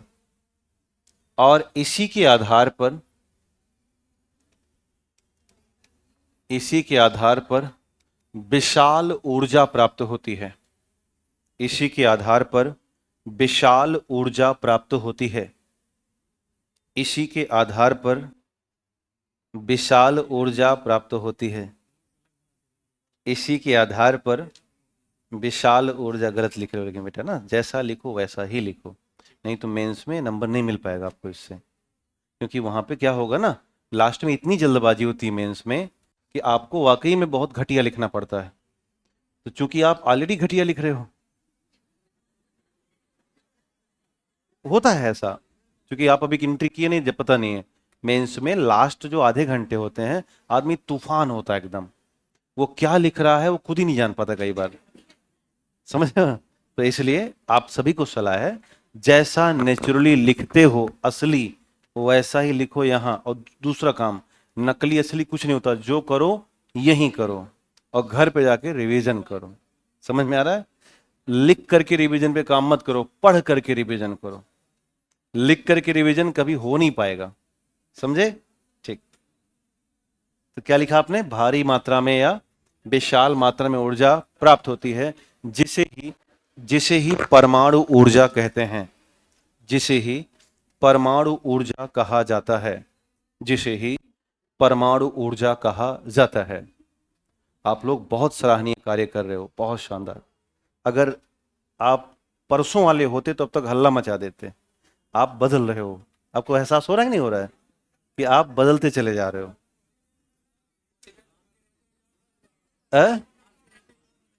ये सच्चाई है। जब मैं आपको पाया था तो आप बहुत बदमाश थे, एकदम उग्र हो गए थे। अभी आप हफ्ते भर गुजारो तो मेरे साथ, आपको मैं साधु ना बना दूं कहना। रास्ते में से जाओगे ना, और अगर कोई डांट भी देगा, ओ ठीक है, ये हालात पैदा करवा दूंगा। कारण जीवन यही है बेटा, और कुछ नहीं है जीवन, है ना? किसी को दुख दे करके, हल्ला करके कुछ होने वाला है नहीं। स्वयं में बदलाव लाओ। समझ में आया ये? अब मैं आपको यहाँ पे बोर्ड की तरफ ध्यान रखा, यहाँ पे ध्यान देना। देखो, हुआ ये कि एक बड़ा गुप्त प्रोजेक्ट चला अमेरिका में, जिसका नाम था मैनहट्टन प्रोजेक्ट। ये तब तक नहीं किसी को बताया गया जब तक कि परमाणु बम जापान पे गिरा ना दिया गया। तो मैनहट्टन प्रोजेक्ट के तहत दो बड़ा काम हुआ, एक विनाशकारी और एक रचनात्मक। एक इटली के शरणार्थी थे, उनका नाम था एनारिको फर्मी, और ये शिकागो विश्वविद्यालय में प्रोफेसर हो गए जाके वहां। और एक अमेरिका के मूल निवासी थे, इनका नाम था ऑटो हॉर्न। तो सर ऑटो हॉर्न ने क्या किया कि न्यूट्रॉन लिया 0n1 और प्लस में यूरेनियम 235 लिया, और इसी यूरेनियम 235 पर न्यूट्रॉन को बार बार हिट किया, और जब न्यूट्रॉन बार बार हिट हुआ तो 235 हल्का सा बाइंड हुआ, और बाइंड होकर के बन गया 236। क्या बन गया? यूरेनियम 236। और कुछ ही क्षणों बाद ये 36 पूरी तरह से टूट गया, और टूटा बेरियम और क्रिप्टन में। किसमें टूटा?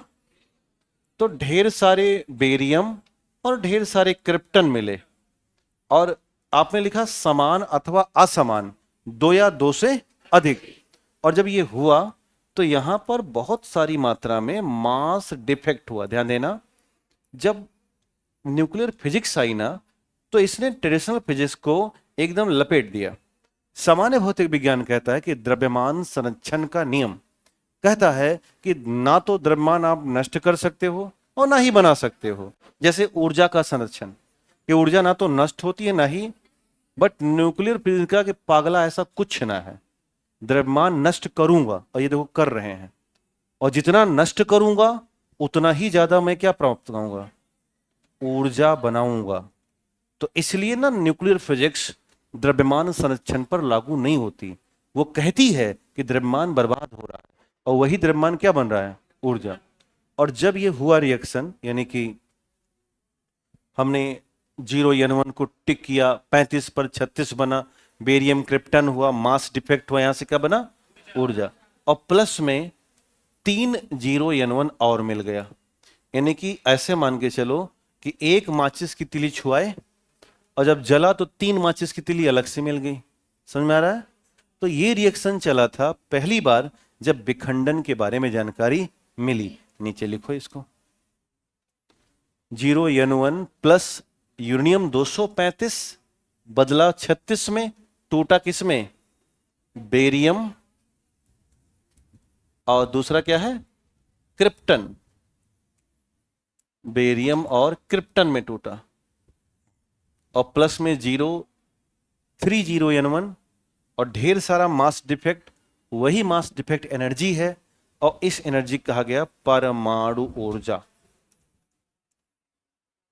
तो ये 35 भारी नाभिक हो गया, और बेरियम क्रिप्टन क्या हो गए? छोटे नाभिक।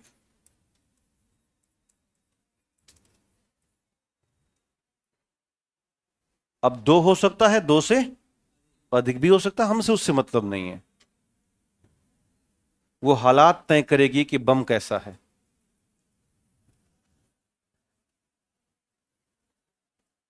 इस बम को बनाने में दुनिया वाले डिस्टर्ब रहते हैं।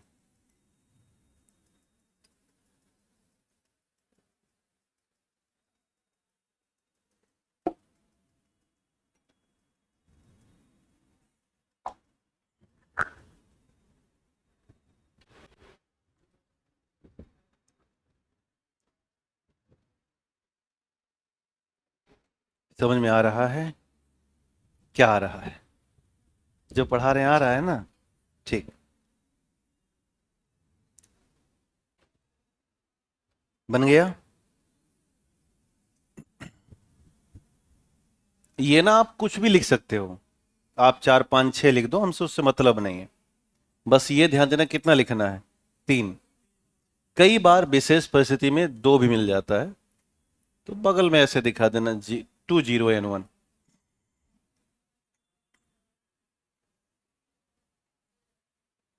न्यूनतम 2, अधिकतम 3, एक बार में।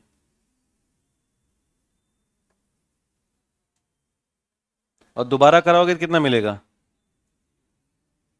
9। 3 3 9 हो जाएगा ना। तीनों अलग अलग टूटेंगे, तो एक का 3, एक का 3, एक का 3, तो 9। और चेन बनाएगा ना, और फिर 9 का 27, और फिर 81। इस तरह से ये गुणोत्तर कैसे बढ़ेगा? गुणोत्तर में एक का 3 होगा ना, तो 3 का 9 हो जाएगा। बन गया ये। नीचे लिखिएगा नोट।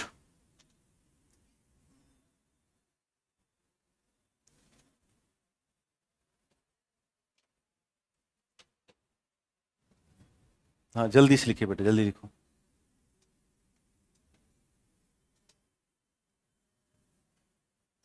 नीचे नोट में ये लिखना है कि दो वैज्ञानिक के नाम, एक हैं सर ऑटो हॉर्न, लिखिएगा 1939 1939 में सर ऑटो हॉर्न। शायद वर्ल्ड वार शुरू हो रहा है, सेकंड वाला ना।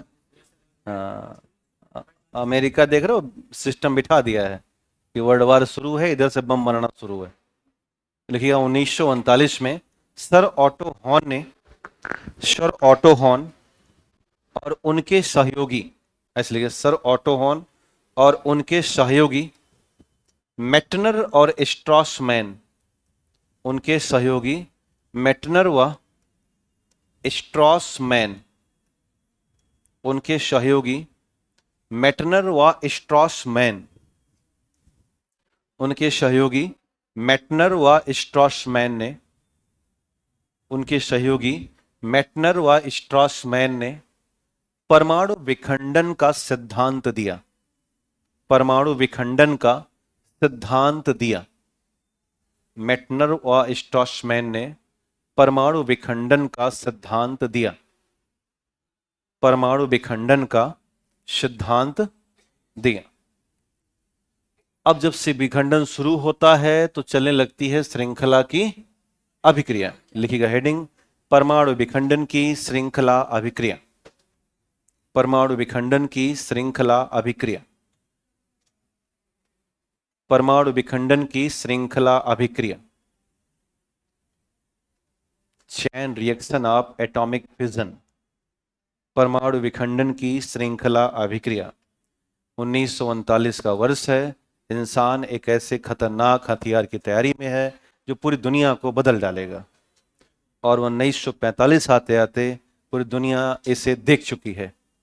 और 45 के बाद से दुनिया के वो देश जिनका पेट भर रहा था उन्होंने बम बनाने की तरफ ध्यान दिया, जिनका पेट नहीं भर रहा था उन्होंने इस पर ध्यान नहीं दिया, इकलौता पाकिस्तान को छोड़ करके। उसका पेट आज तक नहीं भरा है लेकिन वो बम बनाए जा रहा है। वो हमेशा पेट खाली रखता है, बम भरता रहता है।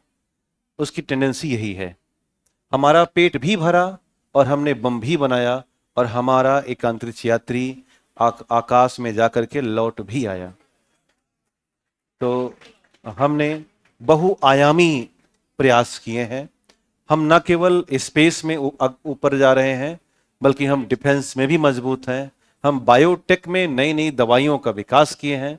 हमने कोविड-19 में दशकों देशों को, दहाई संख्या में देशों को लाखों के डोज कोविड-19 वैक्सीन के भेजे। तो ये कहानी है। उन्होंने कोविड-19 झेला तो आंकड़ा ही नहीं दिया कितने मरे, क्योंकि मार मार के वहीं शांत कर दिया। कहानी यही है कि आज हम दुनिया के बहुत मजबूत राष्ट्र के तौर पर उभर आए। हमारे जस्ट साथ में अलग हुए थे, एक दिन पहले ही हुए थे, वो दुनिया के पगला देश है ना, उसकी कहानी ही अलग है। अभी हम चीन के समक्ष नहीं जा पा रहे हैं, कारण कि उन्होंने बहुत साल पहले इकोनॉमी बड़ी मजबूत कर ली थी, तकनीकी में भी बड़ा काम किया था, और उन्होंने अपने यहाँ जनहित ना ध्यान दे करके अपनी शक्तियों पर ही सारा ध्यान दिया। हम देश ऐसे हैं जो मिश्रित अर्थव्यवस्था के हैं। हमारा सारा ध्यान शक्तियों के साथ ही नहीं रहता बल्कि जनहित पर भी रहता है। इसलिए भारत आज भी सारे जहां से अच्छा है। कल वर्ड याद है? तो उन्होंने ये सब जो वर्ड है ना बेटा, ये निबंध में डालने, कहाँ डालने हैं? जब आप लास्ट में लिख दो कि भारत आज भी सारे जहां से अच्छा है, और जब आप पढ़ा रहे हो किसी को ना, गूंज बम हो जाएंगे, रोंगटे खड़े हो जाएंगे, और रोंगटे खड़े कर दो किसी के पढ़वा के तो तत्काल वो आपको नंबर दे करके नमस्कार करेगा। और लिख रहे ऐसा गरीब गरीब कि सुनने में गुस्सा आ रही है और सोच रहे हो नंबर लोगा, नहीं मिलेगा। तो लेखनी हमारी अगर मजबूत है और शब्दों का खेल आ रहा है तो मेंस यूं ही निकल जाता है। ज्ञान की बहुत आवश्यकता नहीं है। ज्ञान तो हम सबको बराबर दे रहे हैं, लेकिन निकलता सबका थोड़ी ना है, निकलता उसका है जिसकी मौलिकता मजबूत है। जैसे बार बार ध्यान रखा करो, हर बिंदुओं पर देखो। हमारे प्रधानमंत्री साहब जब बोलते हैं तो शानदार बोलते हैं, ठीक है, उनका जो भी कॉन्सेप्ट है उससे नहीं मतलब हमसे कि राष्ट्र के लिए क्या पॉजिटिव क्या नेगेटिव। हमारा खेल है बात का। तो व्यक्ति बात में बहुत मजबूत है, मतलब वैसे भी मजबूत है, बट सॉरी सॉरी सॉरी, है ना भाई। प्राइम मिनिस्टर साहब हैं तो प्राइम मिनिस्टर साहब बहुत अच्छे हैं, मैं क्यों बुरा कहूं। मेरा मत मेरे घर तक है, या मेरा मत मेरे वोट देने तक का है। बाकी जो संवैधानिक पद है उसकी गरिमा हमें पता है। जब वो नहीं रहेंगे तो मैं जो मन कर तो कहूं, है ना। अब जैसे यहाँ के मुख्यमंत्री हैं नीतीश कुमार जी, तो हमारे लिए मुख्यमंत्री साहब हैं, समझ में आ रहा है ना। हाँ, और हम तो सबको मानते हैं। मैं तो यहाँ पर जो एक है वो आरजेडी वाले तेजस्वी, उनके बड़े भाई साहब को बहुत प्रिय है हमारे वो। तो मैं कभी मिला नहीं किसी से, क्योंकि मेरा इलाका नहीं है, मेरा तो यहाँ वोट भी नहीं है। एक है चिराग पासवान, एक उनके बड़े पापा के या छोटे पापा के लड़के प्रिंस पासवान। तो ये सब बड़े अच्छे नेता हैं, नए कैटेगरी के। जनसुराज के मार्केट में आए हैं एक प्रशांत जी, तो प्रशांत किशोर जी अच्छे क्वालिटी के नेता हैं। बाकी अगर देखा जाए और कुछ पार्टी है भैया इधर, एक वीआईपी पार्टी के हैं, है ना, साहानी जी, तो भी बड़े अच्छे नेता हैं। हाँ, उस कैटेगरी से निकल के पार्टी बनाना आम बात है ना, आम बात नहीं, बहुत टफ बात है ये। तो ऐसे बहुत सारे हैं। बाकी जो वर्तमान के मुख्यमंत्री साहब हैं ये बड़े प्रिय हैं। तो मैं तो सब नेताओं को बहुत अच्छा मानता हूँ। Very nice, very nice, very nice, है ना। चलिए, तो दो तरीका बनेगा, एक कंट्रोल और एक अनकंट्रोल। तो लिखिए नंबर 1, नियंत्रित श्रृंखला अभिक्रिया। नियंत्रित श्रृंखला अभिक्रिया।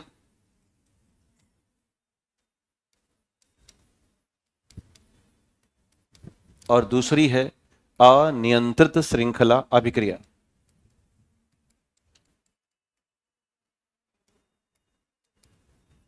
अनियंत्रित श्रृंखला अभिक्रिया। अनियंत्रित श्रृंखला अभिक्रिया। तो दोनों अभिक्रियाओं को हम अलग अलग समझते हैं।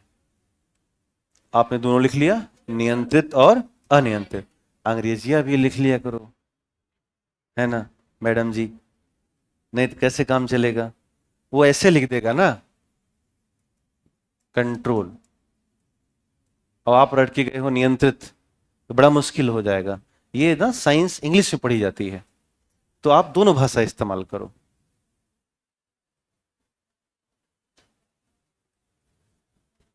तो नियंत्रण मतलब कुछ नियंत्रण होगा, और अनियंत्रण मतलब कोई नियंत्रण नहीं होगा। आइए देखा जाए कि दोनों कैसे हो रहा है। यदि मैं दोनों अभिक्रियाओं को ऐसे देखने का प्रयास करूं, तो यहां पर हम आपको समझाएंगे नियंत्रित,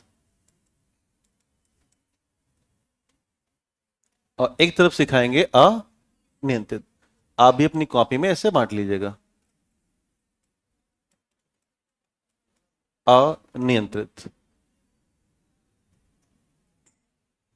देखो, यदि मैं 0N1 ले लूं और इसको हिट करूं किसी यूरेनियम 235 पर, तो टूट करके क्या बनता है, बेरियम और क्रिप्टन। मान लो ये टूटा और बना दिया बेरियम, और दूसरा बना दिया क्रिप्टन, और इस दौरान भारी मात्रा में निकलती है एनर्जी, जिसे कहते हैं एटॉमिक एनर्जी या परमाणु ऊर्जा। जब आए भैया ना तभी बोलो, जब ना आए तो काहे चिल्ला रहे हो, आदत खराब है। अब बताओ कितने न्यूट्रॉन निकलेंगे इसमें, 3। कितने, तो एक 0N1, 2 0N1, और ये तीसरा 0N1। यही तो हुआ था जो भी रिएक्शन आपने लिखा। ऐसा मान लेते हैं कि जो ये टिश्यू पेपर है आप देख रहे हो, यह एक यूरेनियम है। क्या है, यूरेनियम 235, और मुझे इसे जलाना है या इसका विस्फोट कराना है। तो मैं एक कोने पर क्या करूंगा, न्यूट्रॉन से बमबारी कराऊंगा। मान लो न्यूट्रॉन ने यहां पर बमबारी की और इतना हिस्सा जल गया। अब कितने न्यूट्रॉन बन गए, 3। कितने, तो 3 न्यूट्रॉन अब इसको तीसरे पावर से तोड़ेंगे। एक इतना तोड़ देगा, एक इतना, एक इतना। जब 3 निकला तो वो इतना तोड़ दिया, और अब 3 का क्या हो जाएगा, 9। तो 9 तो किसी को बचाएगा ही नहीं, सारा क्या करेगा, तोड़ देगा। तो यूरेनियम जो लिया गया था उसका थोड़ा हिस्सा टूटा और 3 न्यूट्रॉन बन गए। यदि ये आगे बढ़ेंगे तो फिर से किससे टकराएंगे? यूरेनियम 235। लेकिन हमें इनको आगे नहीं बढ़ाने देना। हमें क्या करना है, चूंकि नियंत्रित कर रहे हैं, तो हम 0n1 में से 2 को रोक लेंगे। क्या करेंगे? 2 को यहां पर एक रॉड लगाएंगे इधर और एक रॉड लगाएंगे इधर। इनको हमने रोक लिया। इन्हें कहते हैं नियंत्रक छड़। क्या बोलते हैं? नियंत्रक छड़ लगा देंगे और एक को हम आगे बढ़ा देंगे, यानी ये एक आगे चला जाएगा और फिर ये टकराएगा यूरेनियम 235 से। और अब अगर यूरेनियम 235 से टकराया तो ये फिर 3 बनाएगा, न्यूट्रॉन, न्यूट्रॉन और न्यूट्रॉन। और फिर हमने क्या किया? इसको रोक लिया। तो इस तरह से बार बार हम क्या करेंगे? एक एक एक एक एक छोड़ते रहेंगे। और जब एक एक छोड़ेंगे तो धीरे धीरे जलेगा, और धीरे धीरे जलेगा तो हम बहुत देर तक ऊर्जा पाते रहेंगे। तो अगर ये काम हो रहा है तो ये कहलाता है नियंत्रित श्रृंखला अभिक्रिया। क्या ये बन गया? अच्छी बात है। यही सेम तरीका निकालते हैं परमाणु भट्ठी बनाते समय। जो परमाणु रिएक्टर बनता है ये नियंत्रित श्रृंखला अभिक्रिया पर काम करता है। तो नीचे लिख देना कि यह परमाणु भट्ठी पर लागू होता है। यह अभिक्रिया परमाणु भट्ठी पर लागू होती है, परमाणु रिएक्टर पर लागू होती है। तो बस याद रखना 3 में से कितना रोकना है? 2। कितना रोकना है बेटा?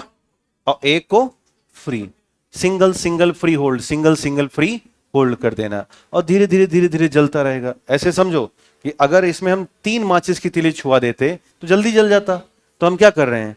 एक ही छुआ रहे हैं, एक एक एक एक लेके चलेंगे तो लकड़ी धीरे धीरे जलेगी। और जब लकड़ी धीरे धीरे जलेगी तो खाना देर तक बनेगा।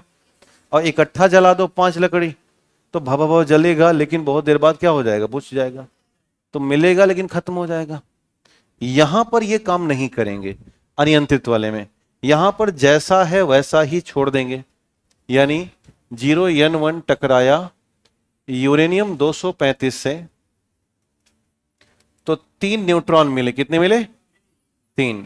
0n1 0n1 0n1 और प्लस में ढेर सारा एटॉमिक एनर्जी मिला। अब ये फिर से टकराएंगे तीनों अलग अलग से। तो यूरेनियम 235, यूरेनियम 235 और यूरेनियम 235। अब फिर यहां पर 3 तरीके कितने हो जाएंगे? 9। 1 से 3 यन, यन और यन। इससे भी 3 यन, यन और यन। यहां भी 3। तो इस तरह से 3 का 9, 9 का 27 और 27 से 81, ऐसे ऐसे बढ़ता रहेगा। और जब बढ़ता रहेगा तो ये अनियंत्रित विस्फोट कैसा हो जाएगा? विस्फोट अनियंत्रित विस्फोट होगा। और बाकी आप समझ रहे हो कौन सा बम बन जाएगा? अब परमाणु। कौन सा बम? तो ये जो व्यवस्था है ये निर्भर करती है परमाणु बम बनाने में। तो यहां पर क्या अंतर लगा? यहां पर रॉड लगाया, यहां पर रॉड नहीं लगा। हमने कहा जाओ जल जाओ, जितना जलना है जल के दिखा दो। तो जब तक रहेगा ईंधन तब तक जलेगा। और पूरा जब इकट्ठा जल जाएगा, जैसे मान के चलो ढेर सारा पत्तियों का ढेर लगा दो और इकट्ठा जला दो मिट्टी का तेल डाल के। और ये क्या है? ये है 4-4 पत्ती डालो और चूल्हे की तरह जलाओ। तो ये जब जलेगा इकट्ठा तो बहुत आग निकालेगा, तो विध्वंस पैदा करेगा। बट वो जलेगा तो आग निकालेगा लेकिन कंट्रोल में, तो विध्वंस पैदा नहीं होगा। ये है आग लगना, ये है चूल्हा जलना। आग दोनों में लगी है बट वो कहानी गंभीर है। तो अब आपसे अगर सवाल आए कि परमाणु बम का सिद्धांत क्या है, तो नाभिकीय विखंडन की अनियंत्रित श्रृंखला अभिक्रिया। और परमाणु भट्टी किस पे चलती है? नियंत्रित श्रृंखला। समझ में आ रहा है? आपने लिख दिया परमाणु बम। तो अब हम दोनों समझेंगे, एक बार बम और एक बार भट्टी। समझ में आया? एक बार अनियंत्रित एक बार नियंत्रित। तो ये सबका बन गया चित्र। अब लिखिएगा हेडिंग परमाणु बम, एटम बम। अच्छा बदलें, आहा, बना लो। बनाइए बनाइए।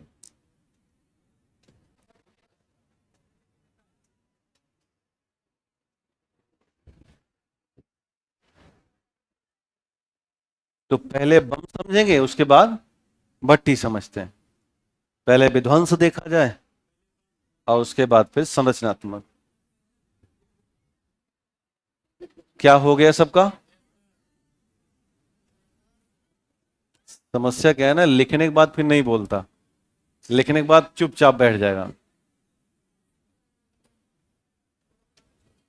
तो लिखिएगा परमाणु बम।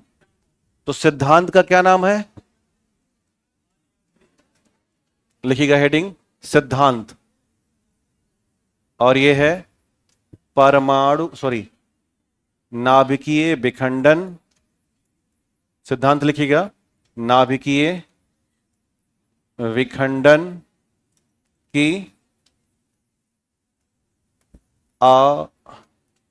अनियंत्रित श्रृंखला अभिक्रिया। सिद्धांत का नाम लिखिएगा नाभिकीय विखंडन की अनियंत्रित श्रृंखला अभिक्रिया।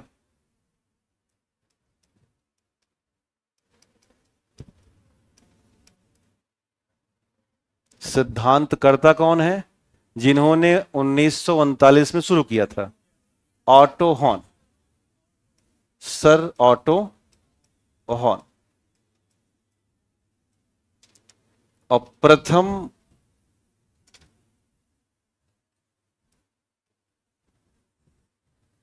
परमाणु बम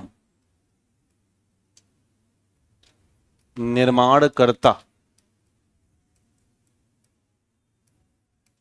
ऑटो हॉर्न ने बम नहीं बनाया था, खाली सिद्धांत बताया था। ये है sir Robert J Oppenheimer. Sir Robert J Oppenheimer, 16 जुलाई 1945। ताजा ताजा बम है, अगस्त में दगाना है। जुलाई में बन गया। हाँ हाँ, इत्तेफाक से आज 15 जुलाई है, कल है 16 जुलाई 2025। और वो कब की बात है? 45। ये भी कनेक्शन ठीक ही ठाक है। 16 जुलाई 1945। और ब्रेकर कर देना मैनहट्टन परियोजना।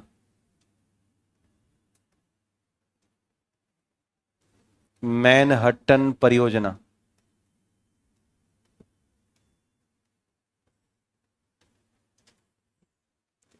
इस परियोजना के तहत बना था बम।